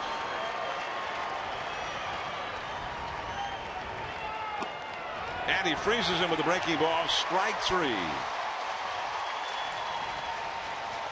Had him all the way. It'll be Duffy, Pagat, and Pence coming up.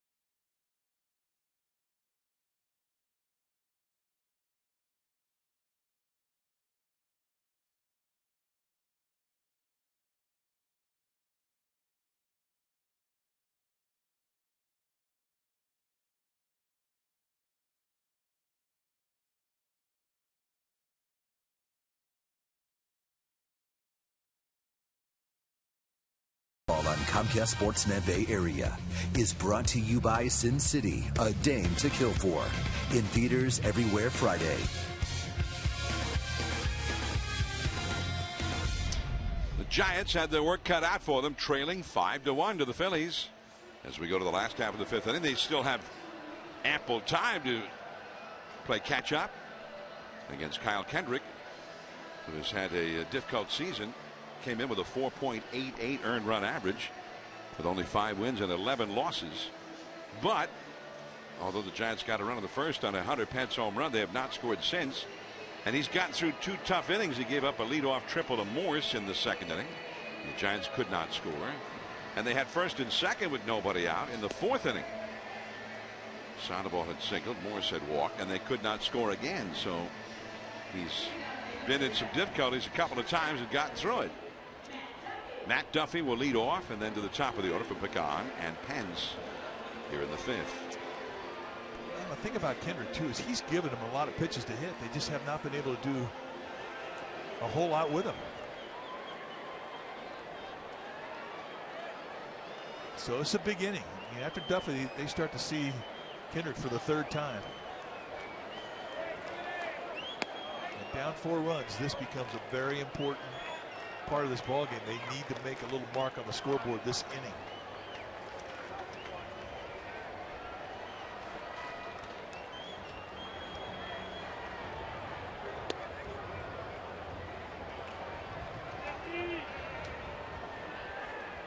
One ball, 1 strike to Matt Duffy.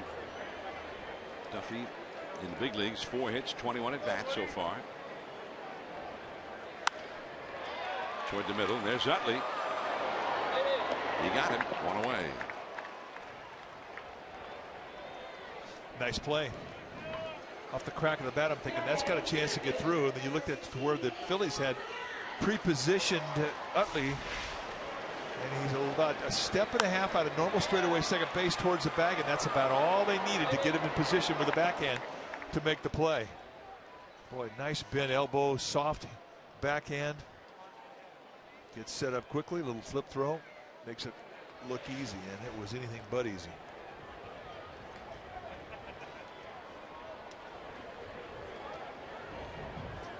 Pagan has been kept off the bases. He is grounded out to second and lined out to right.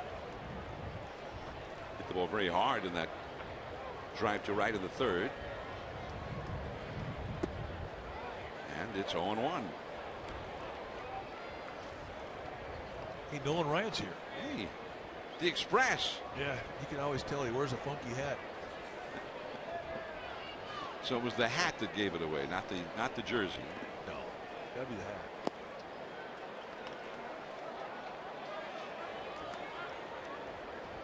Interesting to hear Tom Seaver earlier in our broadcast, as Amy G interviewed him, say that he was on a 135 pitch count. Jerry Koosman was on 145, and Nolan Ryan was on a 155 pitch count. So they had pitch counts, and it varied from pitcher to pitcher. Yep. Wow. But I remember the first game I ever saw in person, and somebody sent me I talked about it on the air one day, and somebody sent me a copy of Bob Stevens, the Hall of Fame writer for the Chronicle, his article about the game. And Billy O'Dell pitched for the Giants, and he'd thrown 150 pitches going into the 9th inning. And they asked, and it was a blowout. And they got the bullpen busy in the night because Odell started giving it up. And they asked Alvin Dark about if he was upset he had to get the bullpen going in a blowout. He said, no, Billy was just trying to get the game over. We were way ahead. I knew he wasn't tired because he'd only thrown 150 pitches. He was serious. He ended up throwing 172 pitches in that game. His 2nd start of the year. Right to Utley. And 2 men gone. Fans, there's a new morning newscast in town. Telemundo 48 Primera Edición, the Bay Area's only Spanish language morning news with live news, weather, and traffic. So tell your friends. Watch Telemundo 48 Primera Edición weekdays from 5 a las 7. 5 to 7 a.m. Muchísimas gracias. We thank you. There's ball one inside to Hunter Pence. And that was pretty much all my Spanish right there. I thought you did great. I was very impressed.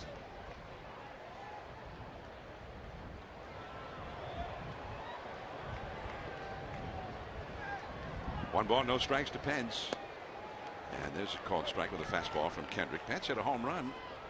It was a long one to deep left center. Well up into the bleachers back in the second inning. Or rather in the first inning, I beg your pardon. Put the Giants ahead for a while. 2-1. Well, they had an opportunity in the second inning with the leadoff triple for Michael Morse, and they could not score him. And after that, they really haven't had that many more opportunities. Although the fourth they had the 2 on and nobody out. Pence fouls one off the right field line. Hit this ball in the first inning pretty well. And we're watching this, and Kendrick was up. We're thinking, all right, here we go. They're going to light this guy up.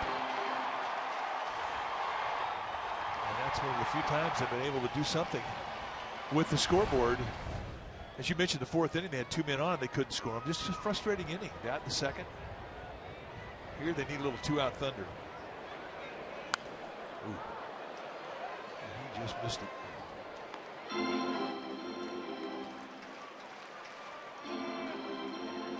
And he has just raw energy up there at the plate, isn't he? Everything hard. Everything full speed. And very fidgety. He's got no whoa. Left center field and Revere. And the Giants go down in order here in the fifth. Top of the order coming up. Revere. 5-1 Phillies.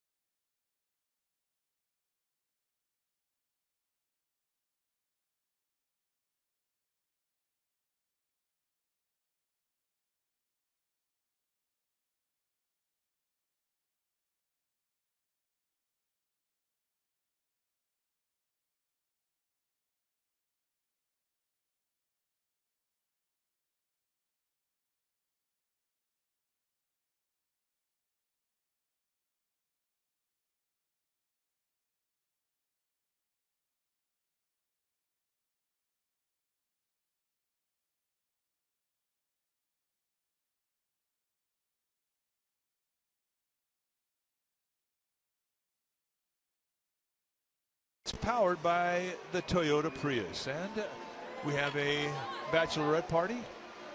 Wedding party looking fantastic. How about these guys? Psyched? Oh yeah.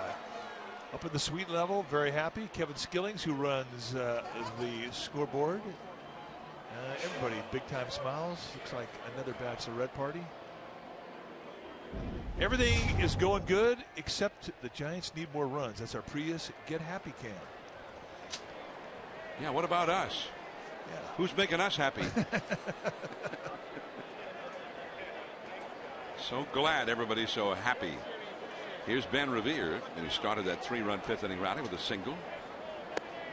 And he takes ball one. He's had 2 hits today. Sandoval plays him shallow at third. He's a very fast runner. Can you believe that this guy and also Washington's Denard Span were both with the Minnesota Twins? They had both of them. They're both hitting over 300. They have a lot of similarities as players. Center field, Pagan got a race back, still going, and no. And Revere will stop at second. The Giants gambled there. They really stunted the defense in center. They brought in Pagan about 6 steps. And once they painted him shallow, they exposed over the head. And wouldn't you know it, Revere takes advantage of it. Looking right back into the sun.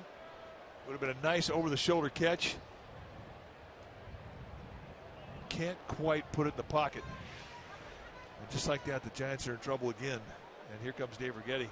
Wind is blowing out. Ball's been carrying well.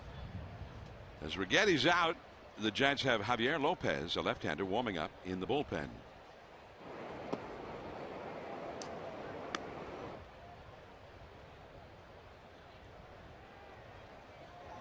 Hey, do we have a rookie? So you get a certificate if it's your first game?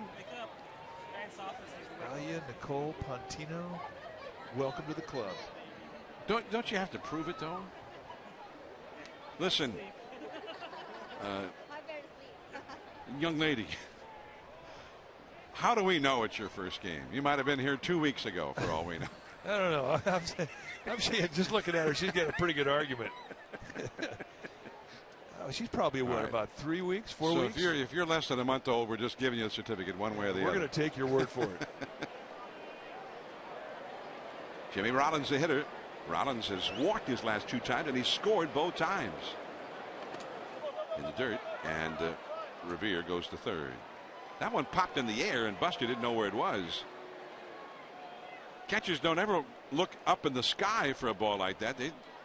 They're looking on the ground. It hit the ground, and they're looking on the ground for it. Well, he throws him a scud with a fastball. I don't think he got a whole lot of glove on him, more about just a bare right hand.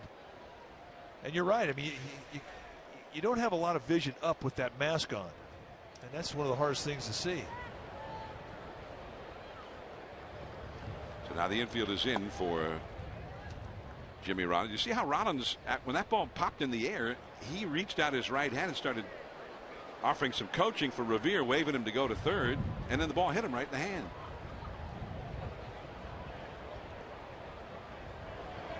So it didn't hit him that hard. I think he survived it. He'll be fine. We'll just see another day. 2-0 the count. And back out of play. All right, let's watch the ball go in the dirt. Now the hand comes up. He says, get going, and watch the ball. Bink. Whoops. Ow.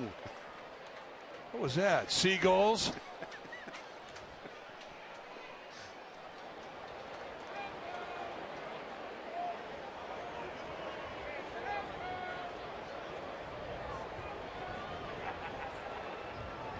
Two and one the count to Rollins. This is a dangerous game. You never know.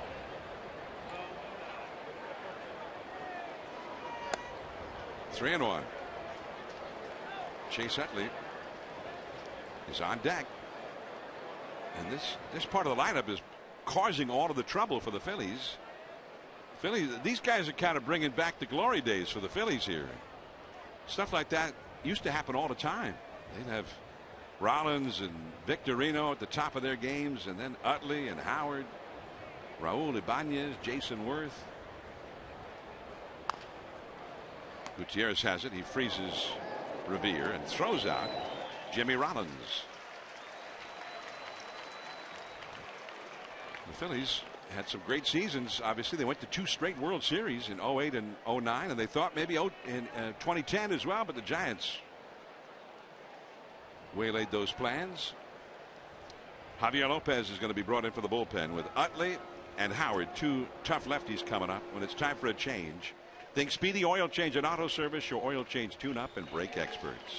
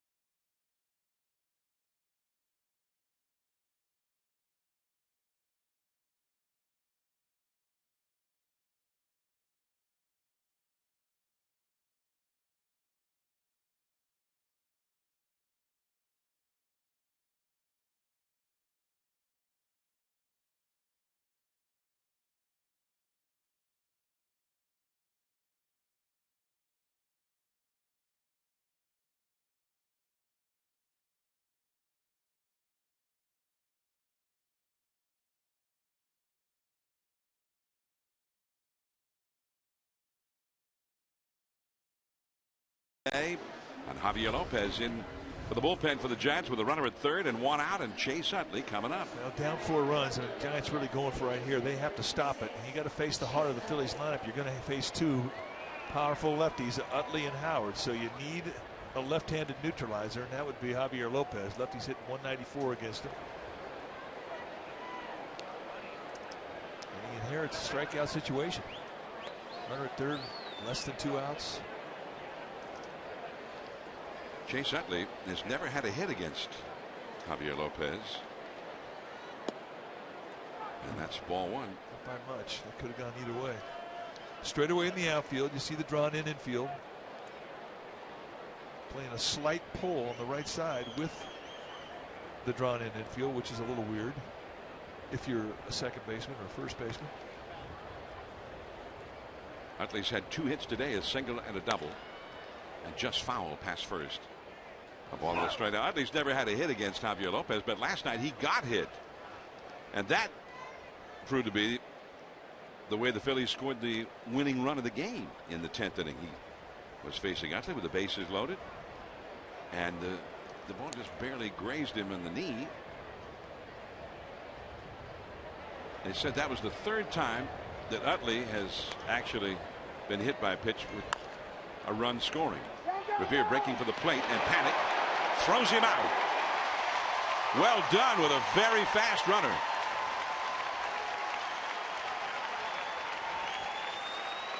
Now watch Buster Posey, who knows you don't have a lot of time to get in position. You got to get out in front. You cannot block the plate.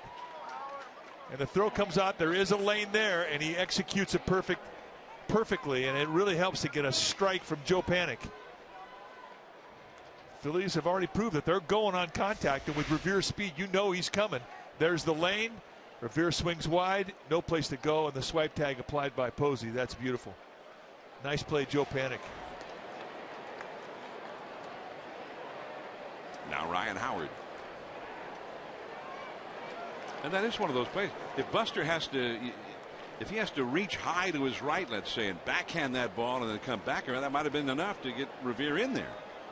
Revere doesn't need a whole lot of window, but the whole play, I mean, it's so difficult, as we saw with Flowers, the catcher with the White Sox when they were in town. You just don't have time to get out in front of the plate. Left field, Morris will play this one in the bullpen.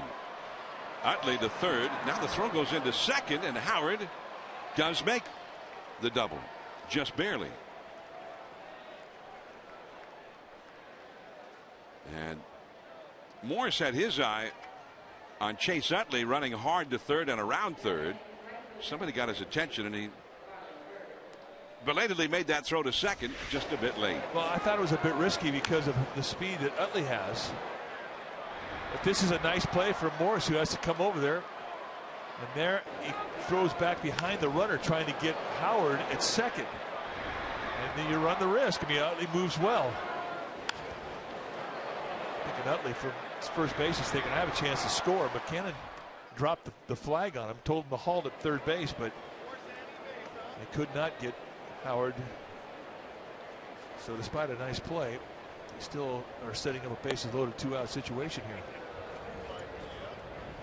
So Ryan Howard, with only his second hit ever against Javier Lopez, as they walk Marlon Byrd to load the bases for the left-handed hitting Dominic Brown.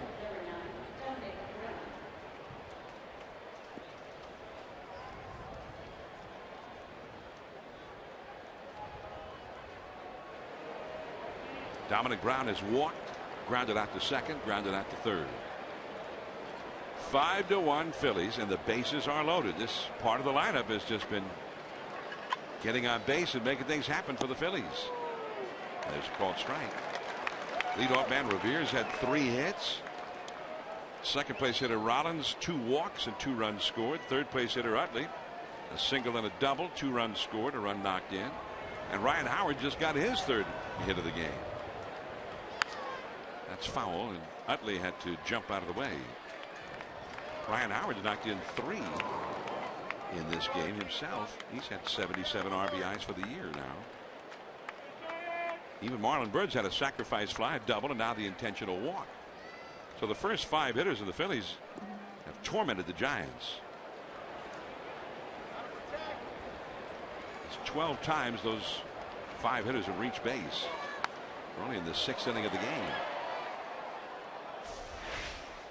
Watch Posey move out to get in front of the plate, create that lane, get himself positioned, shifting his feet, and then put the tag on. That's a technique that he really was one of the first guys to perfect, given the new rule change. He actually had his life changed by a collision, and he started doing that before the rule was put into effect. Right back to Javier Lopez.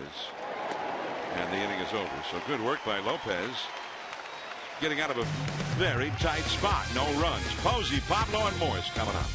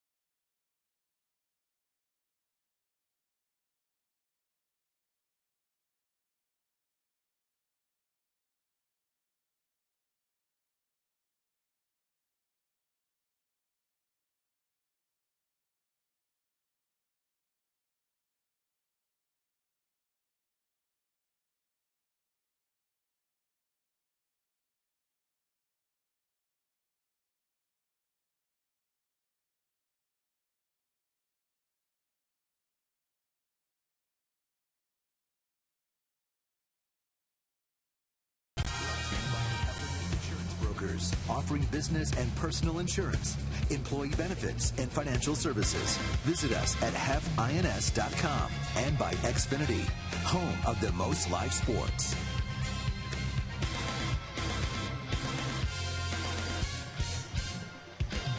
Five to 1 Phillies as we go to the last of the 6th inning from AT&T Park. I'm John Miller with Mike Krukow. Dwayne Kuiper will be back along in the 7th inning. Kuiper is on assignment to the KNBR radio booth right now. And here's Kyle Kendrick. Kendrick has had an excellent day today against the Giants, giving up just 1 run and 5 hits, and the couple of times where he had difficulties, he got through it beautifully. The Giants will try it again with the 3, 4, 5 hitters in the lineup. Posey, Pablo Sandoval, and Michael Morris. Buster is 0 for 2 with a strikeout and a ground ball to short.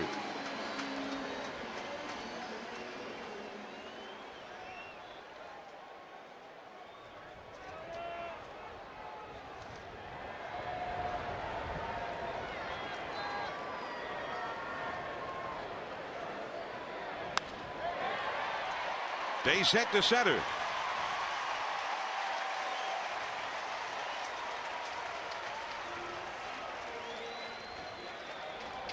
Third time in the first 6 innings. The Giants have had their leadoff man on.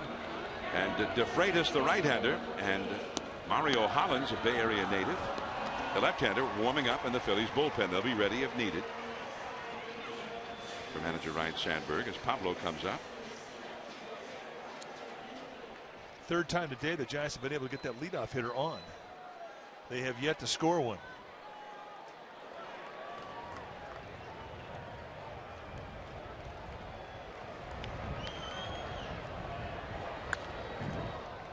On 1.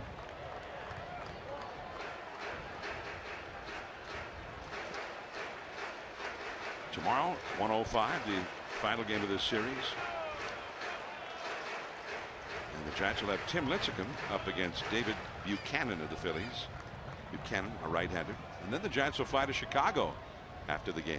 They face the Cubs starting Tuesday night at Wrigley Field.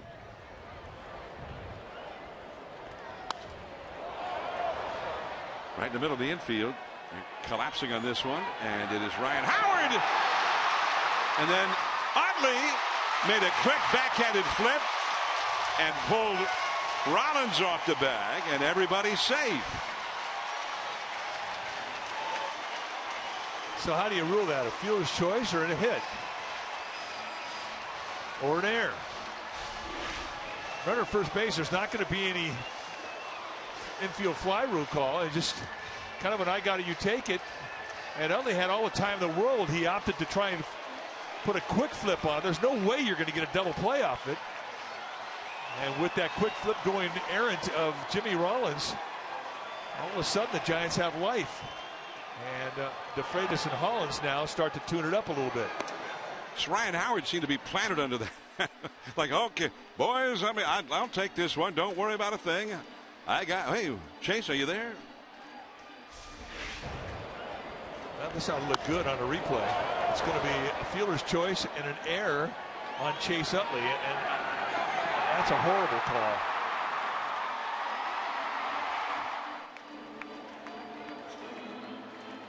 Well, you can see both guys look a little stunned by what just happened. It was as if Utley, in the sort of the desperate moment there, forgot that it was Buster Posey going to second base, that he had plenty of time. Although I would disagree with the official score only in that the moment he makes a backhanded flip, even though his thought process was flawed, that takes it out of the realm of ordinary effort. Right center field. That one is going to get down all the way to the wall. Posey scores, and Pablo will be held up at third. A double for Michael Morse, who reaches base for the third straight time. Oh, he's hot. This is exactly what we saw early in the season when he was back spinning balls the opposite gap. Second time he's done it today. Had a triple in his first at bat to lead things off in the second. Here, not a hanger either. He goes down there and beats a good location. Knee-high slider in the outside corner. If you try and pull that ball, you roll it over, you stay inside it, you do this. You split a gap, knock in a run, and give your team some hope.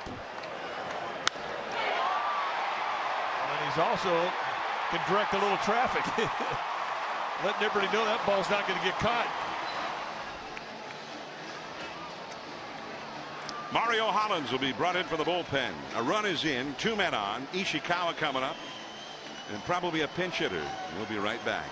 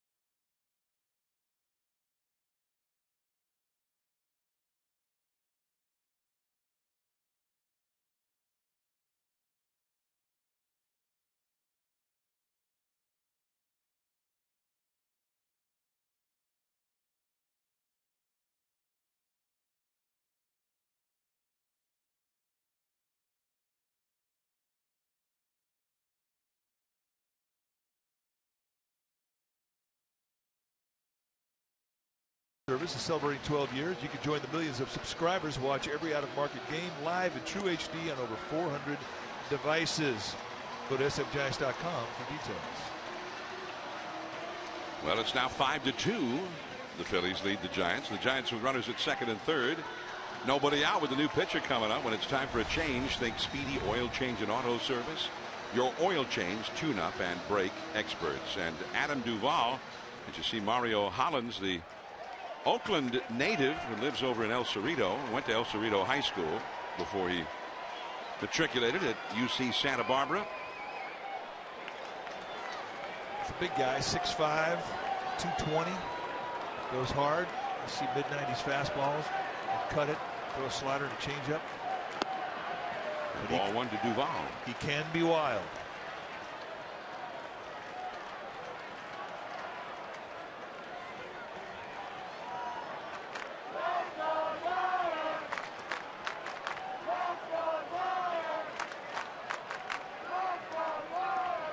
Infield backed up, normal depth.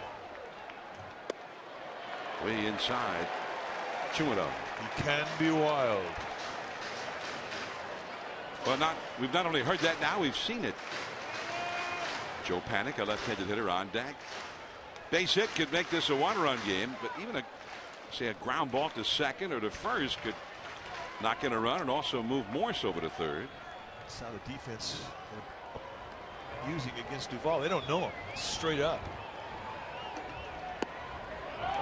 3-0. He's got the left-handed hitter out in the on-deck circle.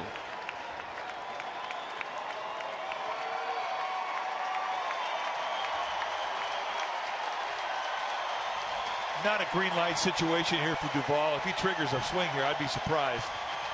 Should be taken.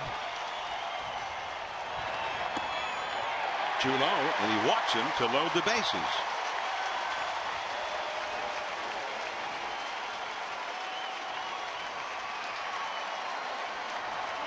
If you show wildness, Joe West, the plate umpire, is not going to help you. You show you can throw strikes, your zone will grow. But if you're wild, it gets very small. Now Joe Panik is hitting .261. He's walked and popped out today. He's a left-handed hitter, and he hasn't had a whole lot of at-bats against left-handed pitchers in the big league, but he's hitting .409 against the lefties he's seen. Phillies middle infield double play depth. Ball one. It's ball 5 in the mind of Hollins. And with the bases loaded, he's got no base. And until he throws a strike, it's going to be real tight between his ears.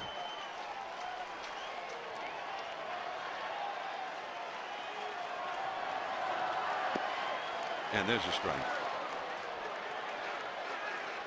Justin DeFreitas, the right-hander, continues to throw in the bullpen. And with the pitcher's spot due up next, Joaquin Arias has come out into the on-deck circle. Bases loaded, nobody out. 2-1. Joe Panik will not help you. He's got a great idea of the strike zone. It's one of the assets that has been complimented quite often by Bruce Bochy. He likes the way this kid grinds. He knows the zone. He's disciplined.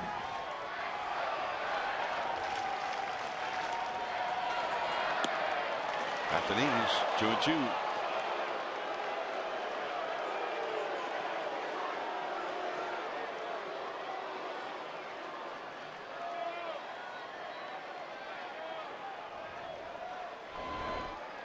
Panik had 2 hits here last night.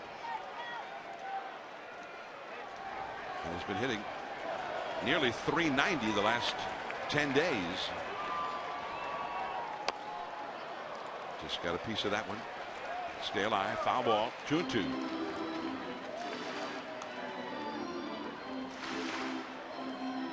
Sandoval the runner at third. Morris over at second. And Adam Duvall, the possible tying run of the game, is at first. 1 run is in, 3 men on, nobody out. 6th inning. Hollins to Panik, 2-2. Big chop. Hollins only plays to first, too late. He waited and waited and waited for that one to come down, and when it did, it was too late. Sandoval scores. Morse over to third. Duvall to second. And that ends up being an RBI single for Joe Panik. Well, That ball hits off the plate and gets sky high. I mean, you can't get a better break if you're a hitter, and if you have any speed at all, you're going to have a chance to beat it out. And when Hollins finally gets it, I mean, he didn't look like he had great balance on getting his legs set up. So Ryan Sandberg with the right-handed hitting Arias introduced as the pinch hitter for Javier Lopez will bring in the right-hander Justin DeFreitas. The Giants have 2 runs in, trailing 5-3. They have the bases loaded, still nobody out, and we will be right back.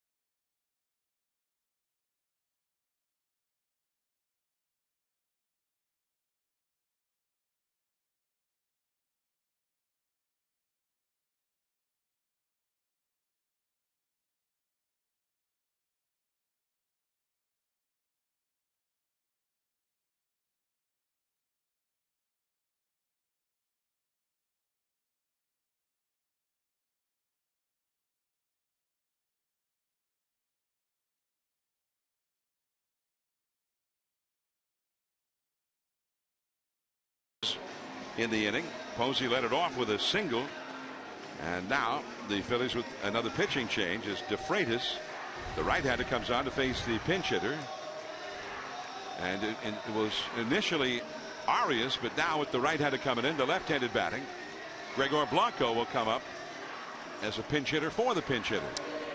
40th time he's come in, 2-1 with a 2.90 ERA. Another native of California from Oxnard. See a low to mid-90s fastball, a slider, and a changeup. The thing that I think Ryan Sandberg was betting on was that Bruce Bochy was going to set it up with Blanco coming up, and with DeFreitas, lefty's just hit 156 over his last 69 appearances. That goes back into last year. He's really tough on lefties.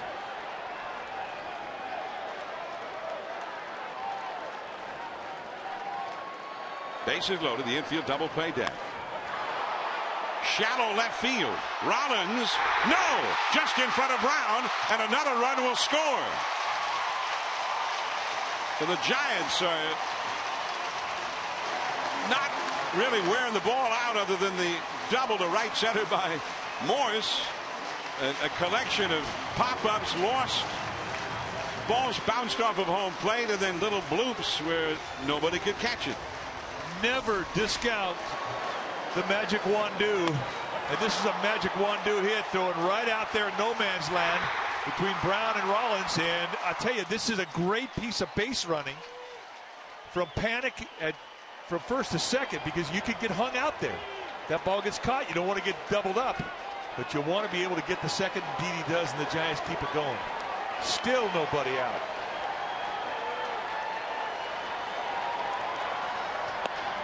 Matt Duffy, and that's a called strike. So Blanco gets the pinch hit single. And just a pop-up, but well placed, his 20th RBI of the year. Now the Phillies will give away the tying run to get a double play. There's still nobody out in the inning. Bases loaded, 3 runs in. And that spins in there for a called strike 2. Got the high strike that time. He was not looking breaking ball. He was still sitting on a fastball. Now he'll make the adjustment. I really want to emphasize that bit of base running there by Panic. I mean, that's good instincts. Not an easy thing to gauge if to whether or not ball is going to drop. If the ball is picked up by Brown and you're in a bad place between first and second, he could get the force on you at second base.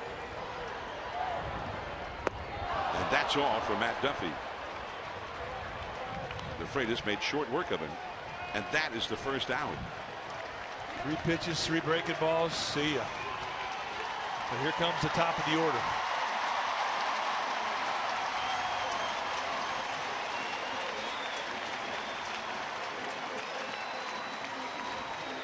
Pagan has not been on base today. He's grounded to second, lined out to right, and grounded out to second again.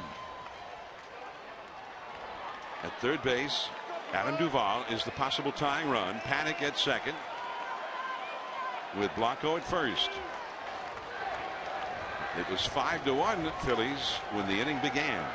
Pagan is the 8th Giant to come to bat here in the inning. Still only 1 out.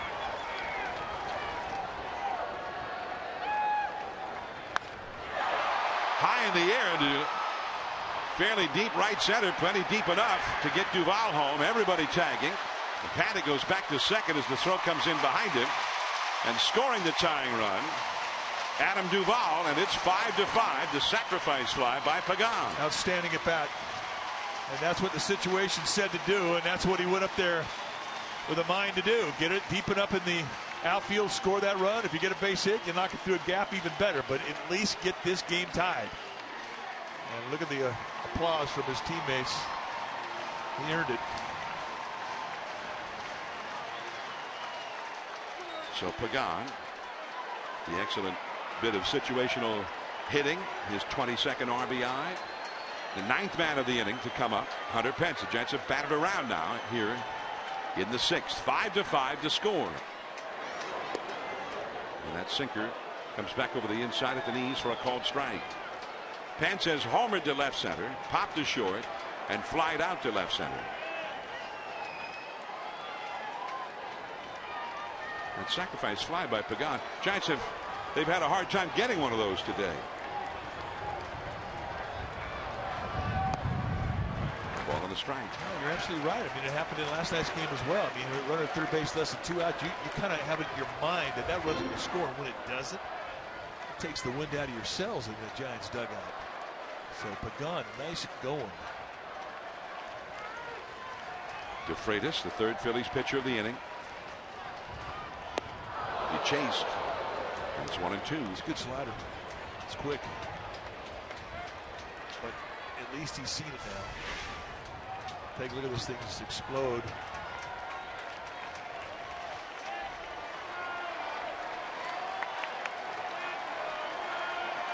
Panic at second. Blanco at first. Ready to run at the crack of the bat with 2 down. 2-2.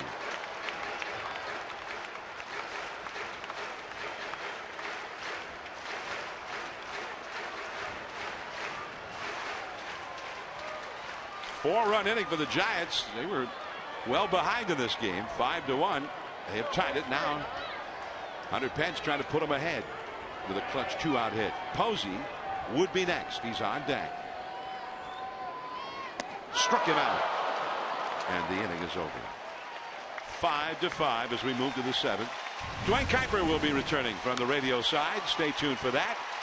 The Giants 5, the Phillies 5, as we head into the late innings.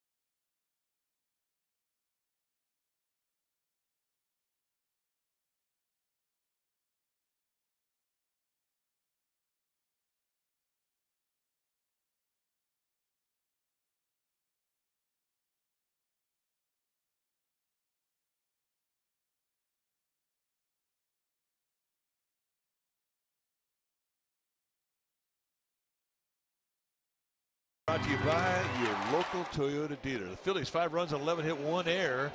Giants 5 runs on 7 hits, no errors. Kyle Kendrick, Tim Hudson both out of the games. The offense really has taken over this ball game. Ryan Howard, the star offensively for the Phillies, 3 for 4. Michael Morse, 2 for 2, a triple walk, an RBI double. He has had all kinds of fun. His swing is back. That is our Toyota game summary. 5-5, top of the 7th. Here again is Dwayne Kuiper. All right, Mike, thank you. When it's time for a change, think Speedy Oil Change and Auto Service. Your oil change tune-up and brake experts. Pitcher for the Giants now, Gene Machi, 54th time that he's coming in. 6-1 with a 1.60 ERA. 36 strikeouts. He'll try and put a shutdown inning up there on the board for the Giants.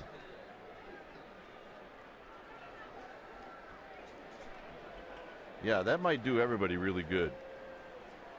Blanco now in left. And Morris at first.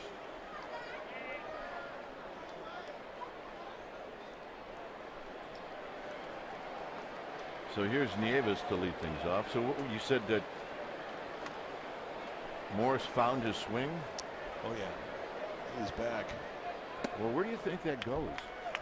Do you think it goes just like gets on a flight, goes to another country? Where does it go? Yeah, I think it goes to France.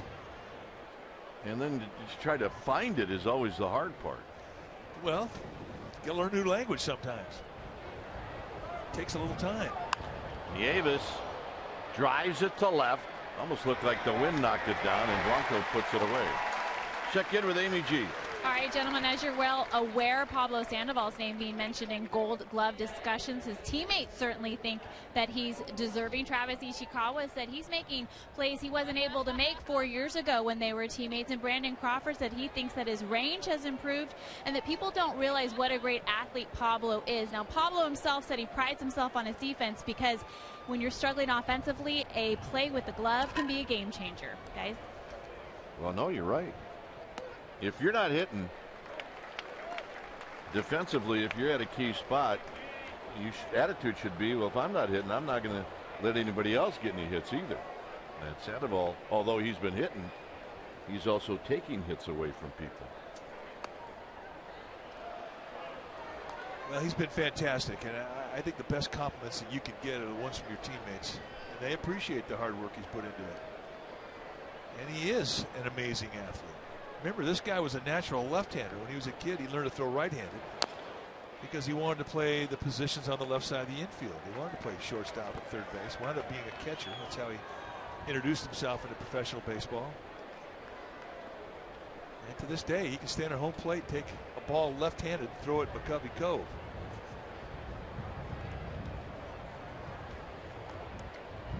One and two.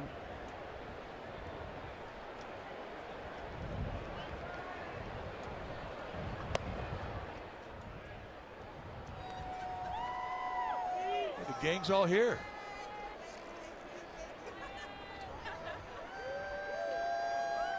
They got to be careful. That's foul ball territory. They're turn around here soon. Yeah, left-hander up. Amen to that.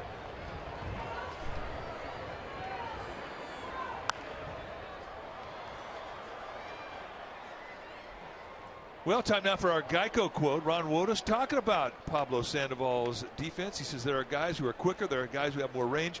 There are guys who have more athleticism and can get to more balls, but I don't think there's anybody in the league who gets more out of his ability at third base.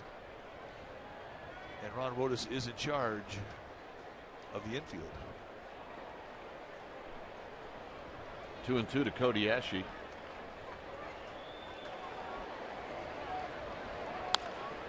Foul.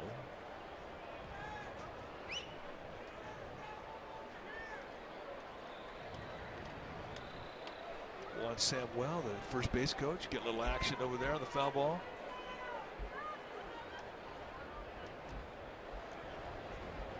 There's Sammy. One of those guys you knew when he was playing he was going to wind up in the game, be a coach. No surprise. Does a good job for the Phillies. 2 balls, 2 strikes.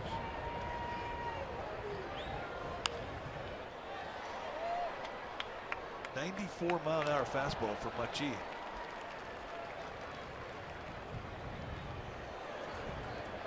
with that short arm he's got, I mean, he's got a quick little arm delivery. It gets on you quick. He and Yusmeiro Petit built the same way. They don't have long arms. Short strokers.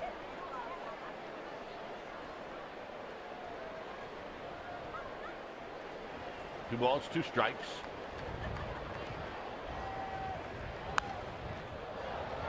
All right, well, Ashley now has become a pain. He has. He's just officially.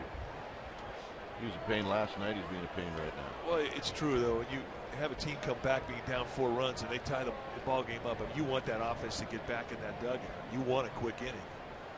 And the guy on the mound, I mean, he can fall victim to that rhythm, and he can quicken his pace up to try and get his team back. And you got to fight against that. You got to make your pitches.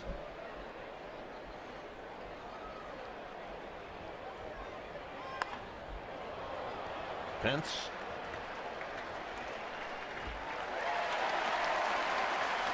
Two outs.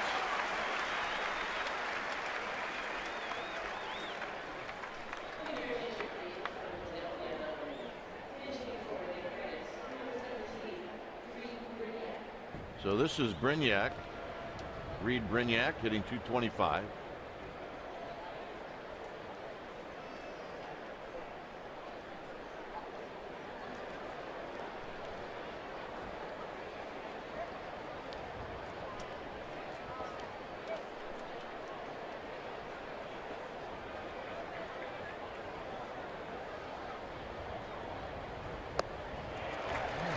Old Reed was trying to do.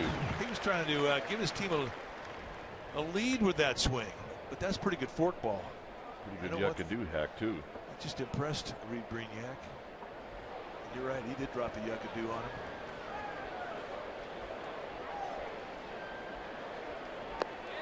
Oh,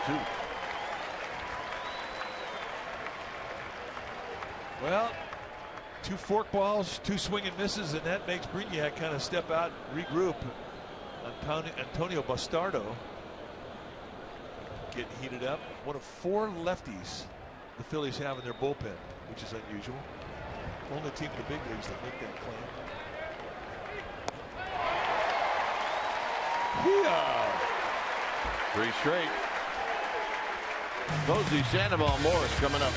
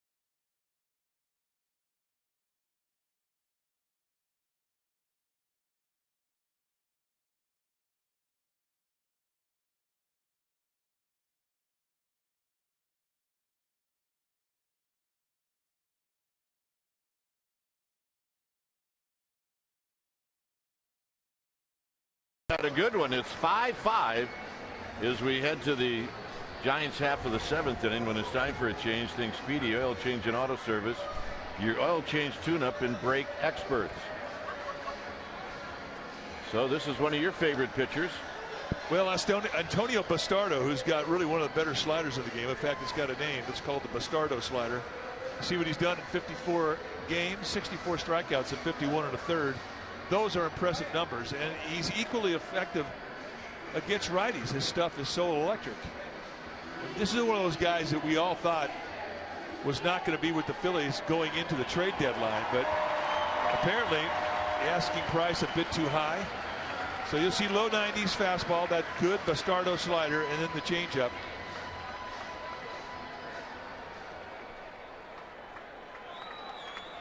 And it'll be Buster Posey to lead things off. Buster started out the 6th inning with a base hit, and it just snowballed from there for the Giants. And the first pitch to Posey, and he hits a high fly ball to left. Brown battling his eyes, and Brown will make the catch. I think Buster was sitting on whatever he got, and he just missed it. Oh, just got under it. You're right.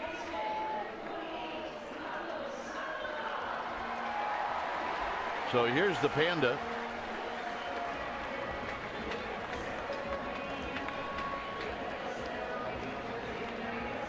Sandoval is 1 for 3.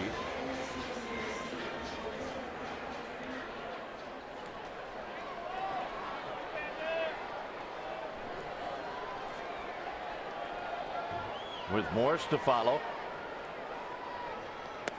Sandoval takes a strike. Fastball right at the knees at 90 miles an hour. Jake Diekman, the hard throwing lefty, getting heated up.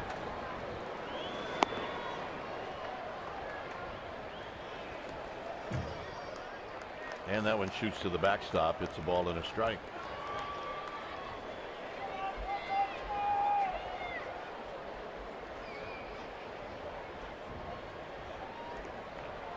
It's real easy in a tie ball game to get a little home run happy. You got to take what these pitchers give you, especially a guy with great stuff like Bastardo.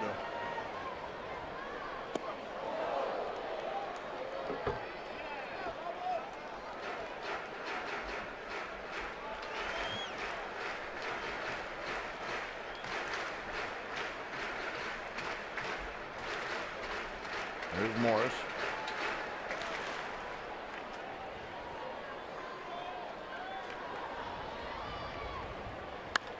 Down the right field line. Is anybody there? It's a foul ball. Ooh.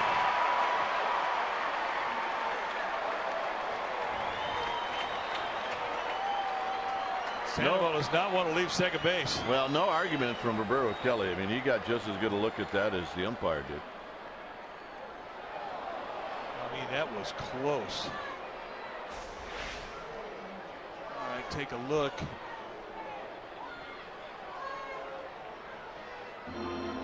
Just about the width of a baseball. This will be a very good look. Indeed, called correctly by Marty Foster, a first base umpire.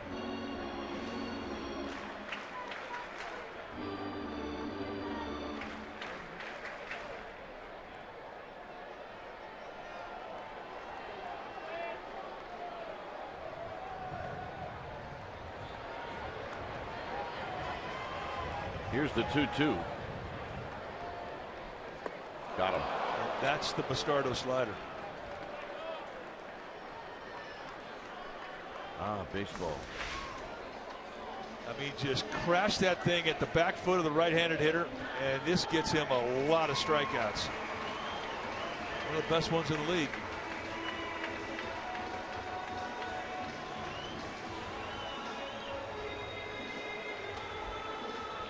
Yep. That far from having a double. Make you talk to yourself.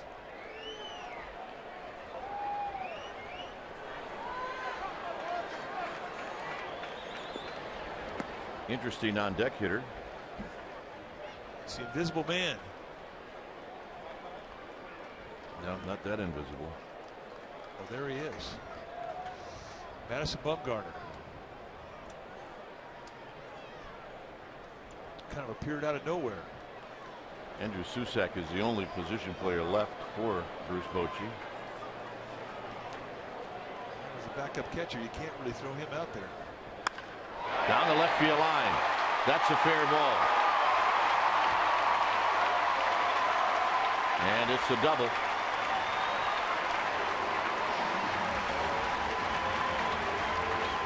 And guess who it is going to be? Andrew Susac.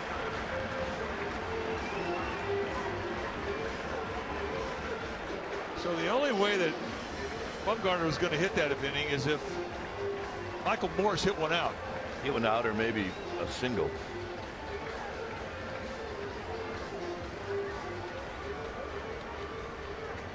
He's probably not that happy about it. Well, I know his heart got to pumping a little bit there. I mean, that's a good thing.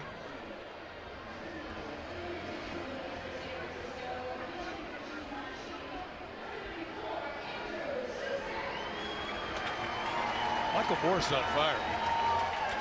Boy, is he ever.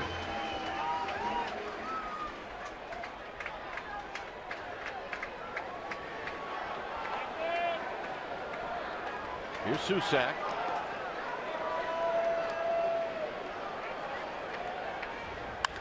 He hits one well to left. Brown is going to be there, and he'll put it away, and that'll end the inning. So nice at bat all the way around. 8th inning coming up.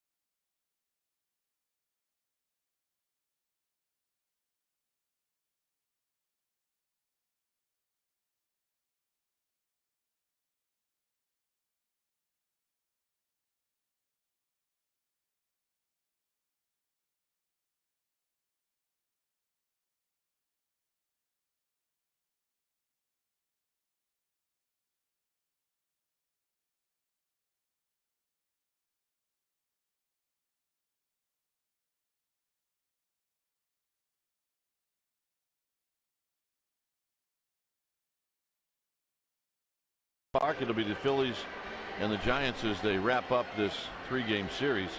Pre-game live at 12:30. We'll have the game for you right at the top of the hour, and you can see it right here on Comcast Sportsnet Bay Area. And then a day off, and then it gets real busy. Cubs on the road, Nationals on the road, Rockies at home, and then the Brew Crew comes in. The Brewers are in LA and a nice win against the Dodgers last night.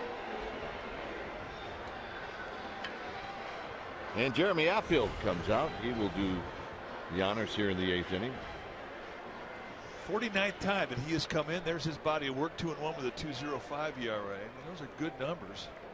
Righty's hitting a .198 against him, 29 strikeouts and 10 walks.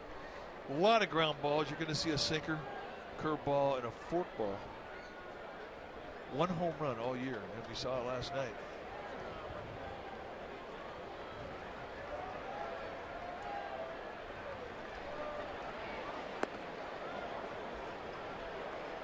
Well, this guy's been a pain. 3 hits today, scored once. Guys like this are scary, especially in a tie ball game because of their speed. It seems like all he ever does is lead off an inning. Yeah, you'd rather see him hit with 2 outs and nobody on. This is rolled foul.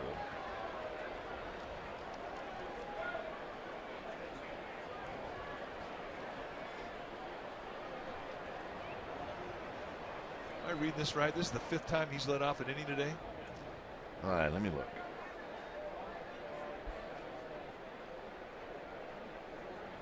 Yep. He's a leadoff hitter. Well, that's rare. You get a guy like this who can wreak havoc with defense because of his speed. It's unsettling.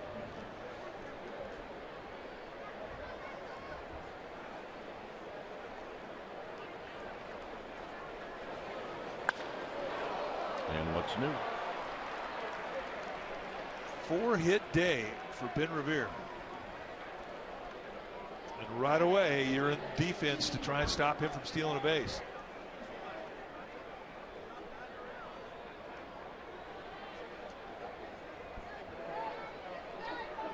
Rollins has walked twice and scored twice.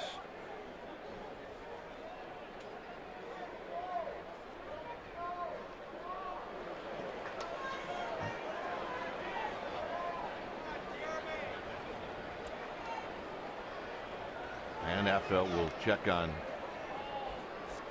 Revere. He had a stolen base in the 5th inning.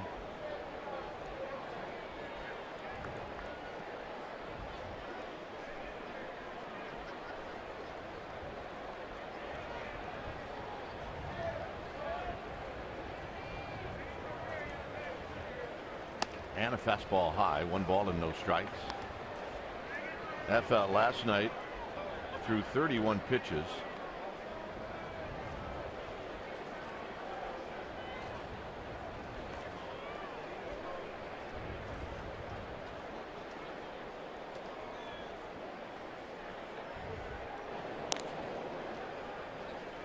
A left-hander, you have to vary the way with which you lift your leg to get cocked and to load that backside to start your motion at home. And by varying your leg kicks, you'll upset the timing of that runner. You can have a high leg kick, you can have a slide step, and you can have 2 or 3 different leg lifts in between.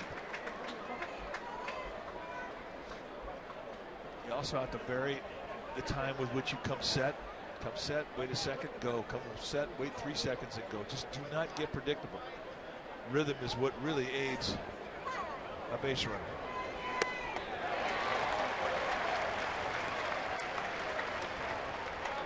If Revere can get rhythm on Affel, he'll get a good jump. That's Sammer. Yeah, he's all of a sudden decided to be a fan. That camera gets a little heavy though. 1 and 2.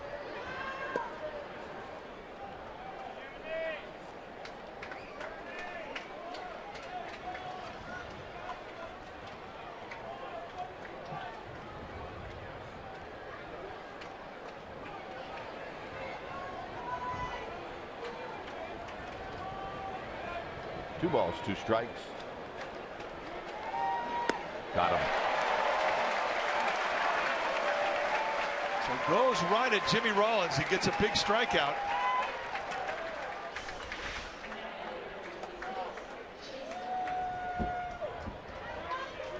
And just blows him away.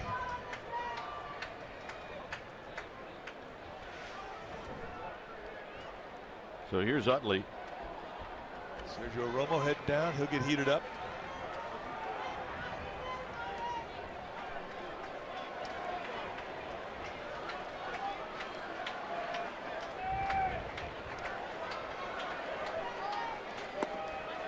Inside corner. Affel threw that at 93, so he's got pretty good velocity today. That's after a long night last night. And good sink. He's got a little anger going. I mean, last night he had a misstep. He let the ball up and in, which he very, very seldom will do, and that cost him a home run and it cost the Giants a game. I don't know how much sleep he got last night, but I know he's glad to be back out there today. Panic. Duffy. Morris. Things feeling a lot better for that man right there. Panic's going to lead things off.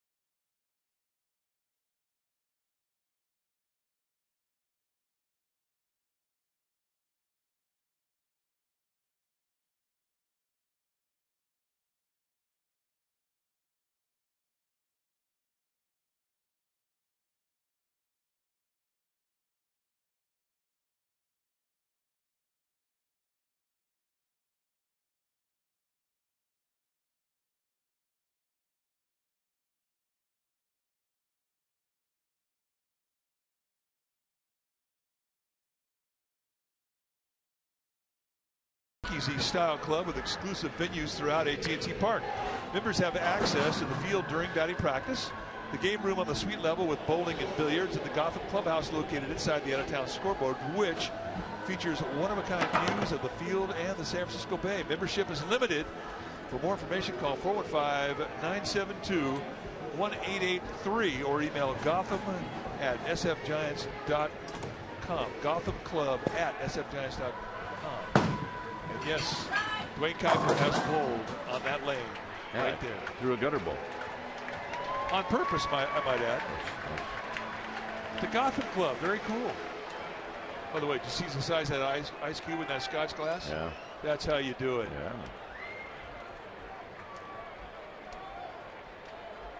Panic will lead things off against Bastardo. There's the happy bride, I think. Bride to be. A lot of bachelorette parties here today.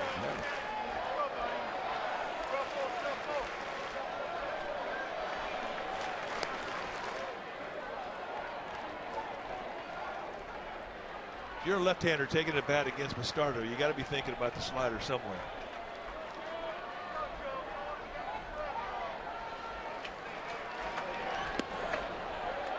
That's it. I'm running to first. I don't know how it missed his foot.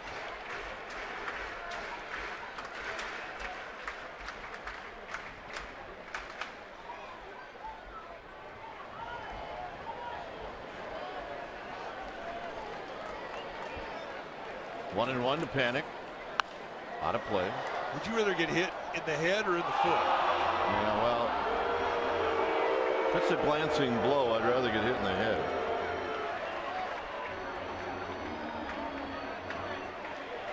Make a play, Meat. Yeah. Here's the 1-2. And here's the slider Mike's talking about. I'm swinging at that. All right, let's take a look. He's got his glove, everything. I don't think that was his fault. Yeah, it was.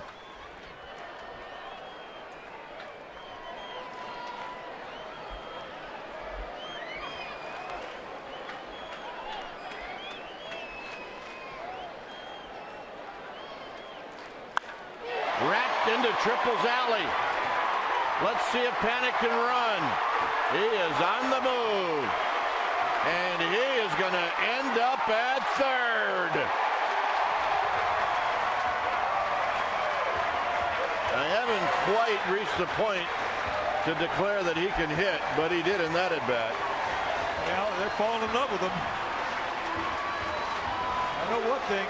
Giants fans look forward to his at-bats. And that's first triple of his career. And what a time to do it.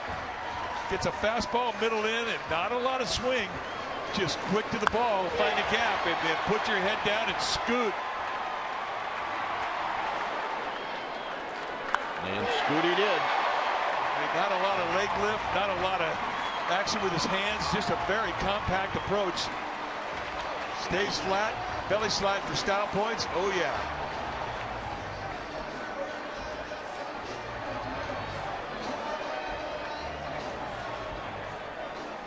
So we're going to get a meeting at the mound, and it's right. Joe West is right behind Nieves.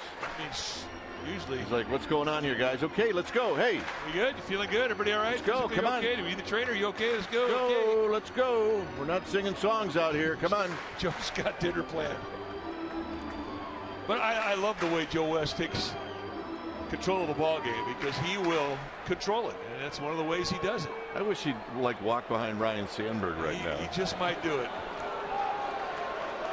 I never quite get, Mike, the send the catcher out when the guy's been warming up for 2 days.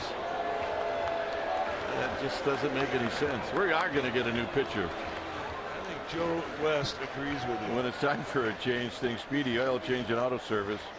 Your oil change tune-up and brake experts. We'll be back.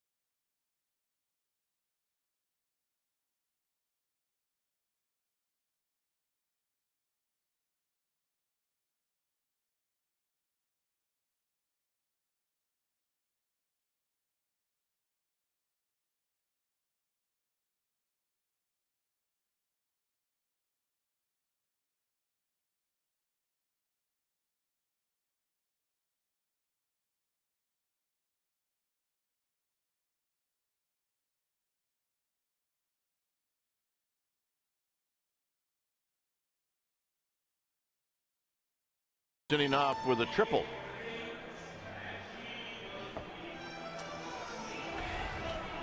Well, Ryan Sandberg going for the strikeout, and he's going for a little different approach. He's going with flame on, and that's Jake Diekman.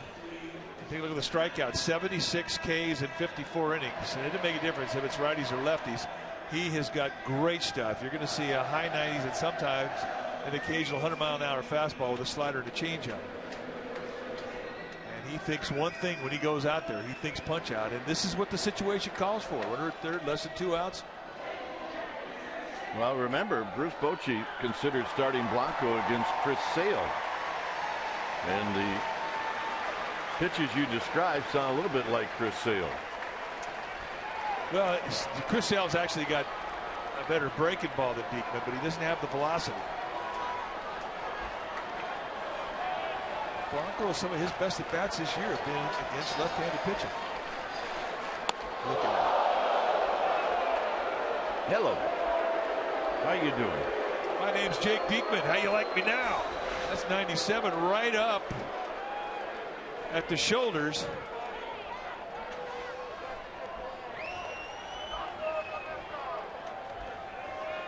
Infield is in, and I mean all the way in.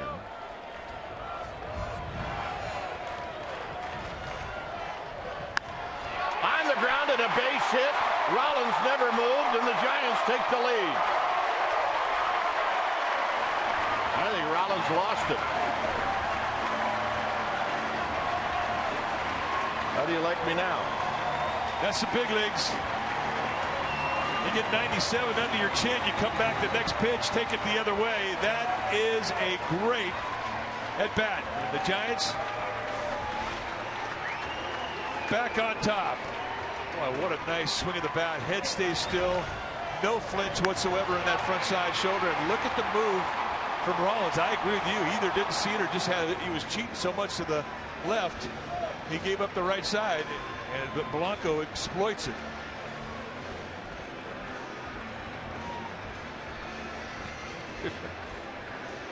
Morris couldn't quite figure out what was going on watching Rollins. Here's the man of the moment right there. Joe Panic. Well, you watch swings like he just took, and you get the feeling that he's going to be playing there for a while. Yep.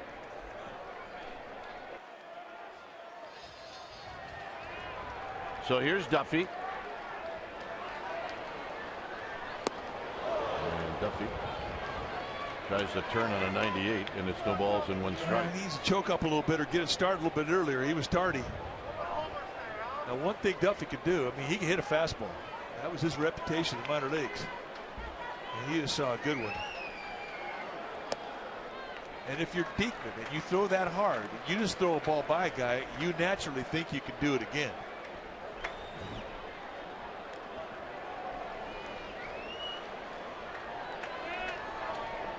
Blanco with very good speed, base stealing speed. And there's a line drive, and it's trapped.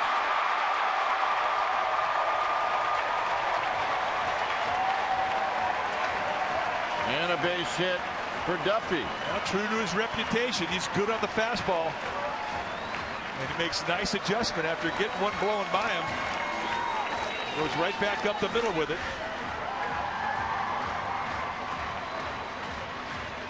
Real nice fluid swing, light grip on the bat, makes that bat head heavy, and goes right back up the middle with it. You can see why Bruce Bochy thinks these two kids are going to be something special.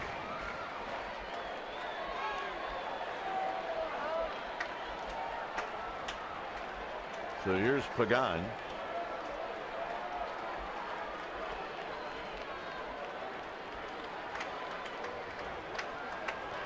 Jimenez, another lefty up in the bullpen.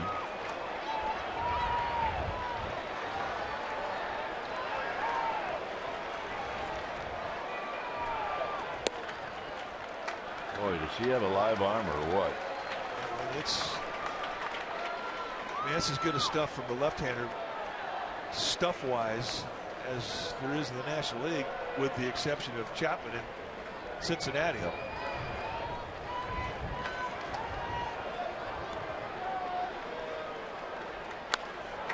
This is going to be out of play. It's a ball and a strike. That was 99 on the stadium gun.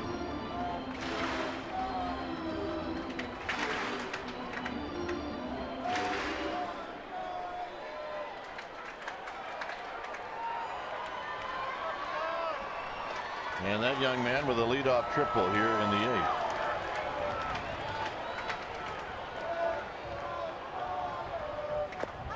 One and two. Well, that's not fair. No, but a guy throws 99. He's not supposed to have a breaking ball like that.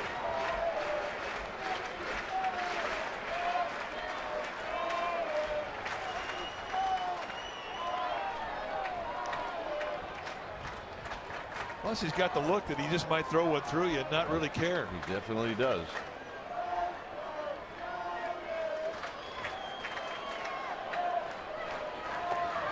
And Pagan is out swinging, bringing Hunter Pence to the plate. This ought to be interesting. Yep. Two guys that look like they drink heavy, dark, regular coffee all day long.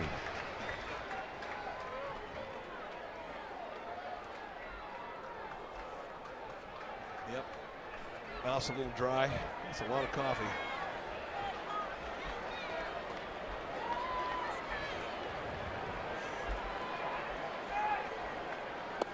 No balls and one strike. So right out of bed, he gives him the slider.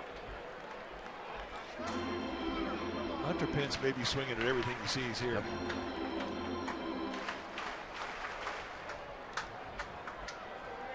But if ever the two should meet, it would be impressive.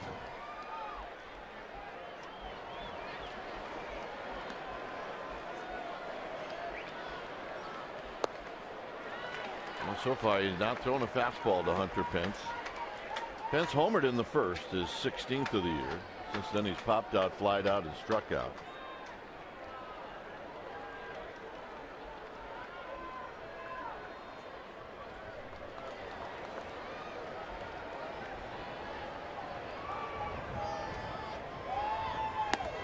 One and two. You don't often see him late on a fastball, but he was there. That's the first one he's seen. He 98'd him right up across the letters.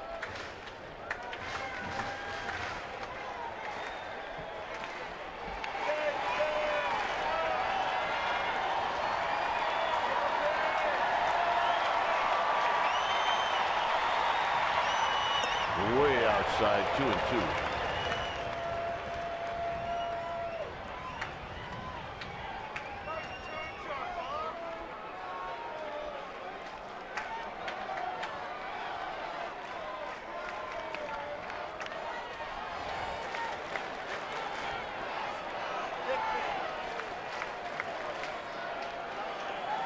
Two balls, two strikes. Here we go.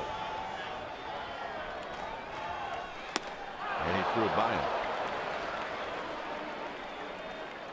At 99.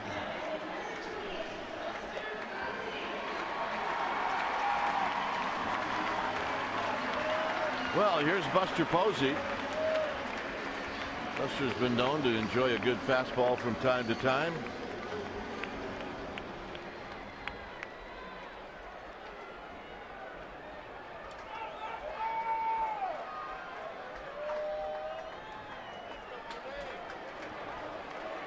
One for four this afternoon.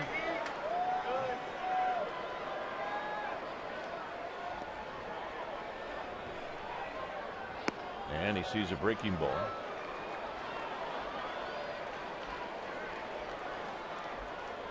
Trying to set up the fastball with that slider.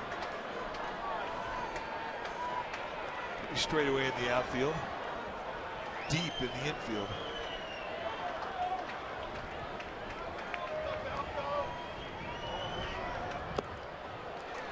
Davis couldn't hang on. It's a ball and a strike.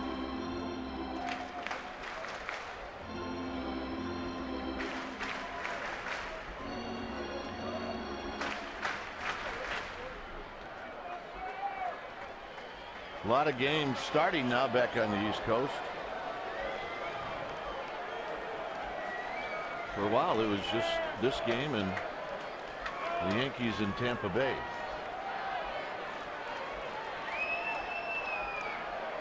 It's 1-1 to Posey. It's 2 balls and 1 strike. I know Posey's going to sit on here. He is going to sit on high velocity gas. 2 outs and an open third. I mean, Diekman doesn't have to give in to him here. Look out. Was that an ugly finder, Larry Boa? Well, it was heading in the right direction, then. Larry Boa? I think he might take that serious. No. No? 2-2. Well, maybe. Blanco at second. And Posey's out swinging. And that'll end the inning. Giants pick up a run. Panic with the triple. And then it's Gregor Blanco who knocks him in. Giants take the lead at 6-5.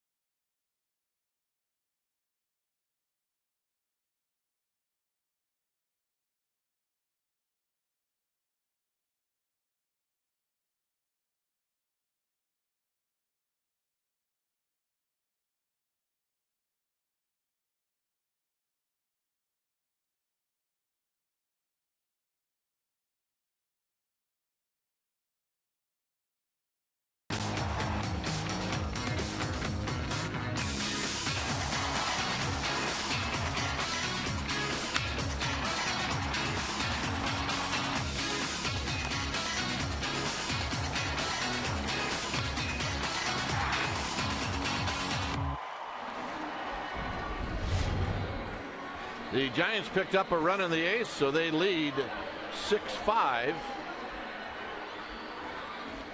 And Affeldt, who pitched the eighth, will at least start out the ninth, facing Ryan Howard.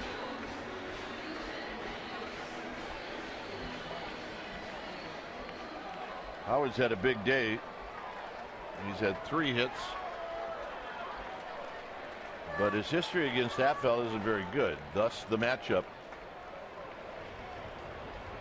And this is in the dirt. It's 1 ball and no strikes. Didn't look like Buster Posey wanted a whole lot to do with that scud right off the get-go. A first pitch scud. 2-strike scud, or a runner at second base scud, or a runner on period scud. He's got to get in front of it. But here, first pitch, yeah.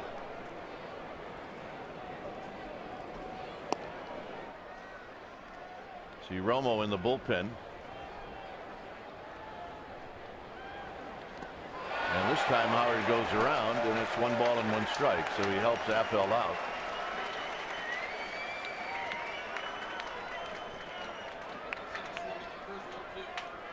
I guess they're saying he did swing at the first pitch. Wow, so that's a gift.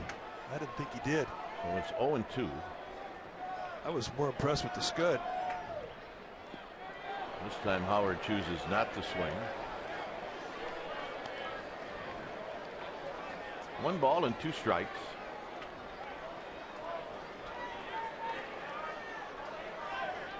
Saw Marlon Byrd on deck. He's thinking about one guy, Sergio Romo.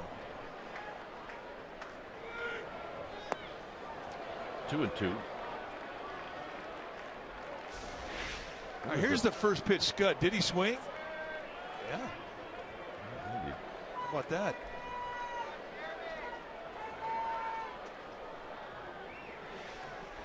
Could have gone either way. 1 out. Howard bounces out, and here comes Bruce Bochy. So he got exactly what he wanted out of Jeremy Affeldt, and I got to feel that Jeremy Affeldt's feeling a lot better when he walks off the mound. Romo's coming in. 6-5. We'll be back.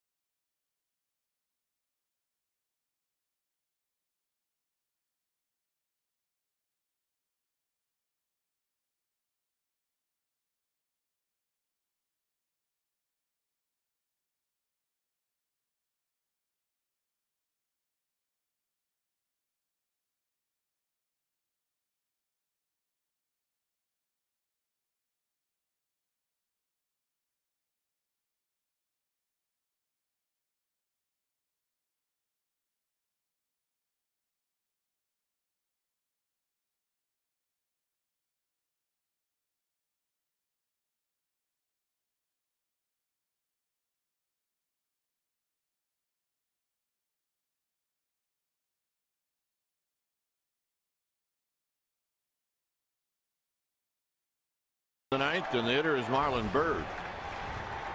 Sergio Romo in relief, and this is a save situation for Romo. 5-3, 4.40 ERA, 22 saves on the year. Almost a strikeout an inning. Righty's hitting $170 off him. 2 types of fastball, changeup, and a no-dot slider. Go get him.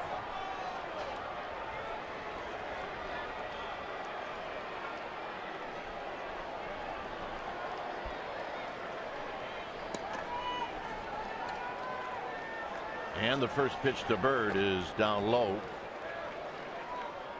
Byrd, lots of power. 23 home runs on the year, and he's a middle away guy.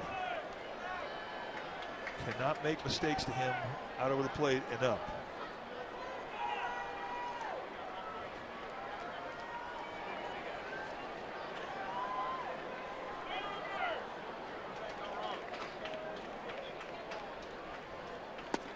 And a strike. 1 ball and 1 strike. 2 pitches, 2 sliders, 1-1.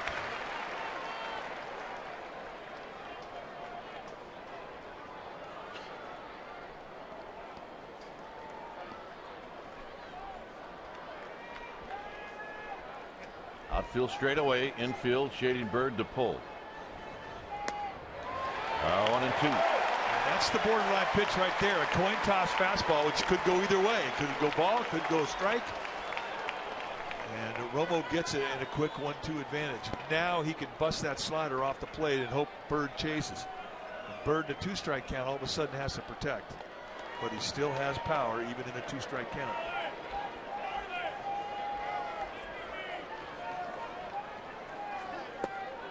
Two and 2. Easy take.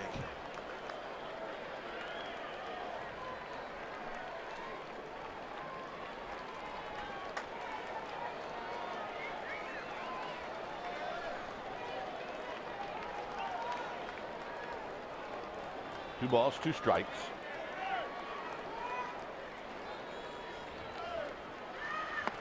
And a full count.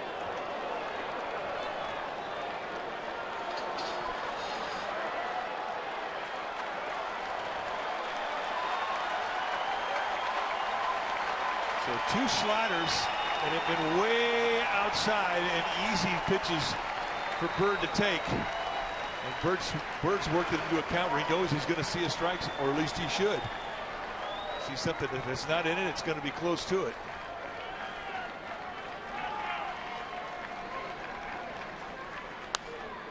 Out of play. And that's the best slider he's thrown.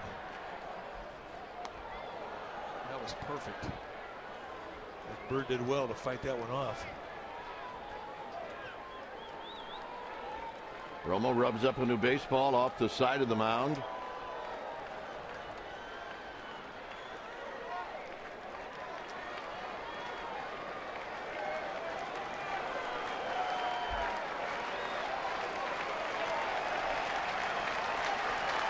Three and 2.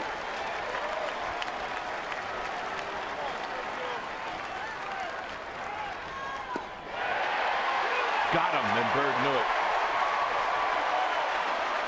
Started it on the inside corner and it crashes right across the plate, but once it got on the inside part, Bird gives up on it and locks him up.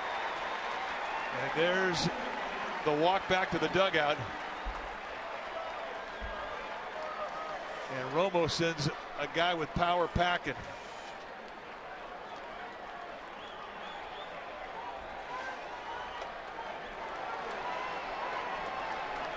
Here's Dominic Brown.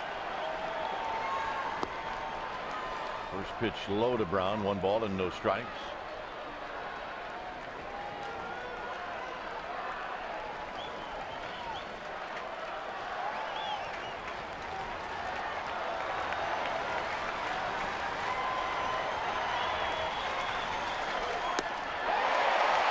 Throws him a fastball. 1 ball and 1 strike. 2-seam fastball with movement that just works itself away from Brown. You're going to see more of those. I doubt if you're going to see anything on the inside corner. When a guy swings through a sink like that, you just keep throwing it out there.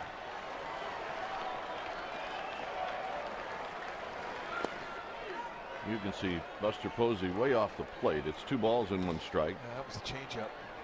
And he will throw that with a 2-seam grip. Same type of movement, both with the sinker and the changeup, that a left-hander will see. Brown's got power, and he's got power away.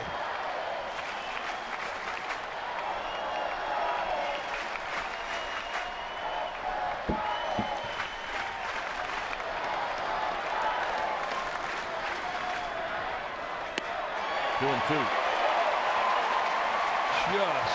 scrape the outside corner.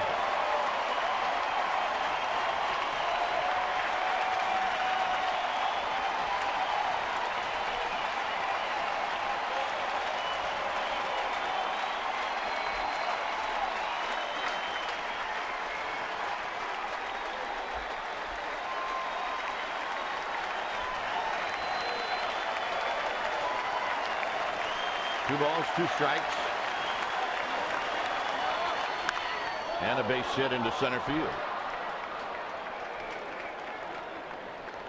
So Brown will put everybody back in their seats. And the hitter will be Grady Sizemore. Well, nice 2-strike hit by Brown to keep things alive for the Phillies.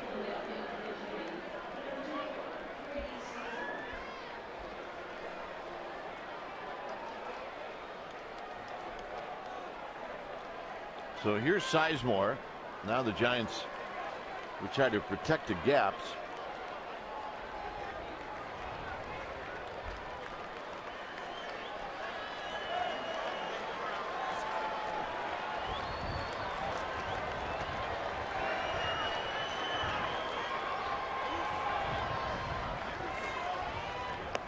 And a strike, and it's 0-1. Brown's a guy that he may not be terribly fast, but he's got such long legs he can eat up some ground, so he moves pretty good.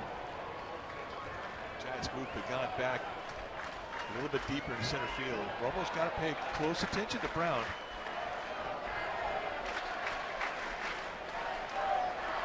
If you ignore him, he will steal.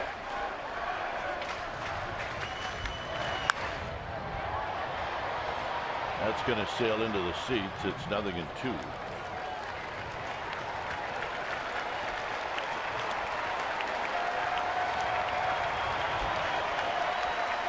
Well, this crowd of over 41,000 wants to go home happy. And once again, they are back on their feet.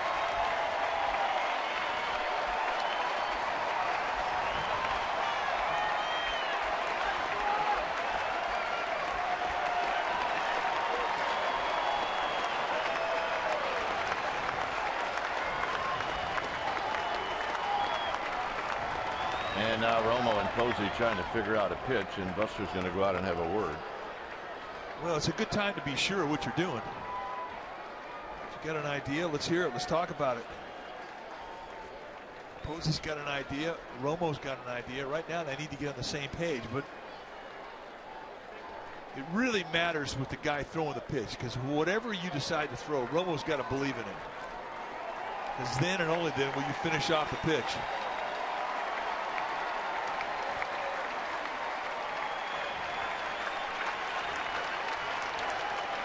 Starbuck is here. Tom Seaver is here. Hall of Famers appreciate this moment. That's what this game is all about.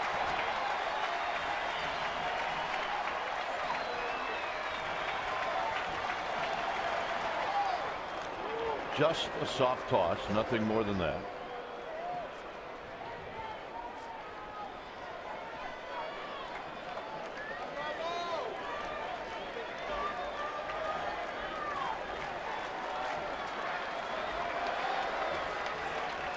Brown to his lead. Driven to right. Pence is there, and that's the ball game. So Sizemore did a good job. He hit it on the button, but the Giants come back.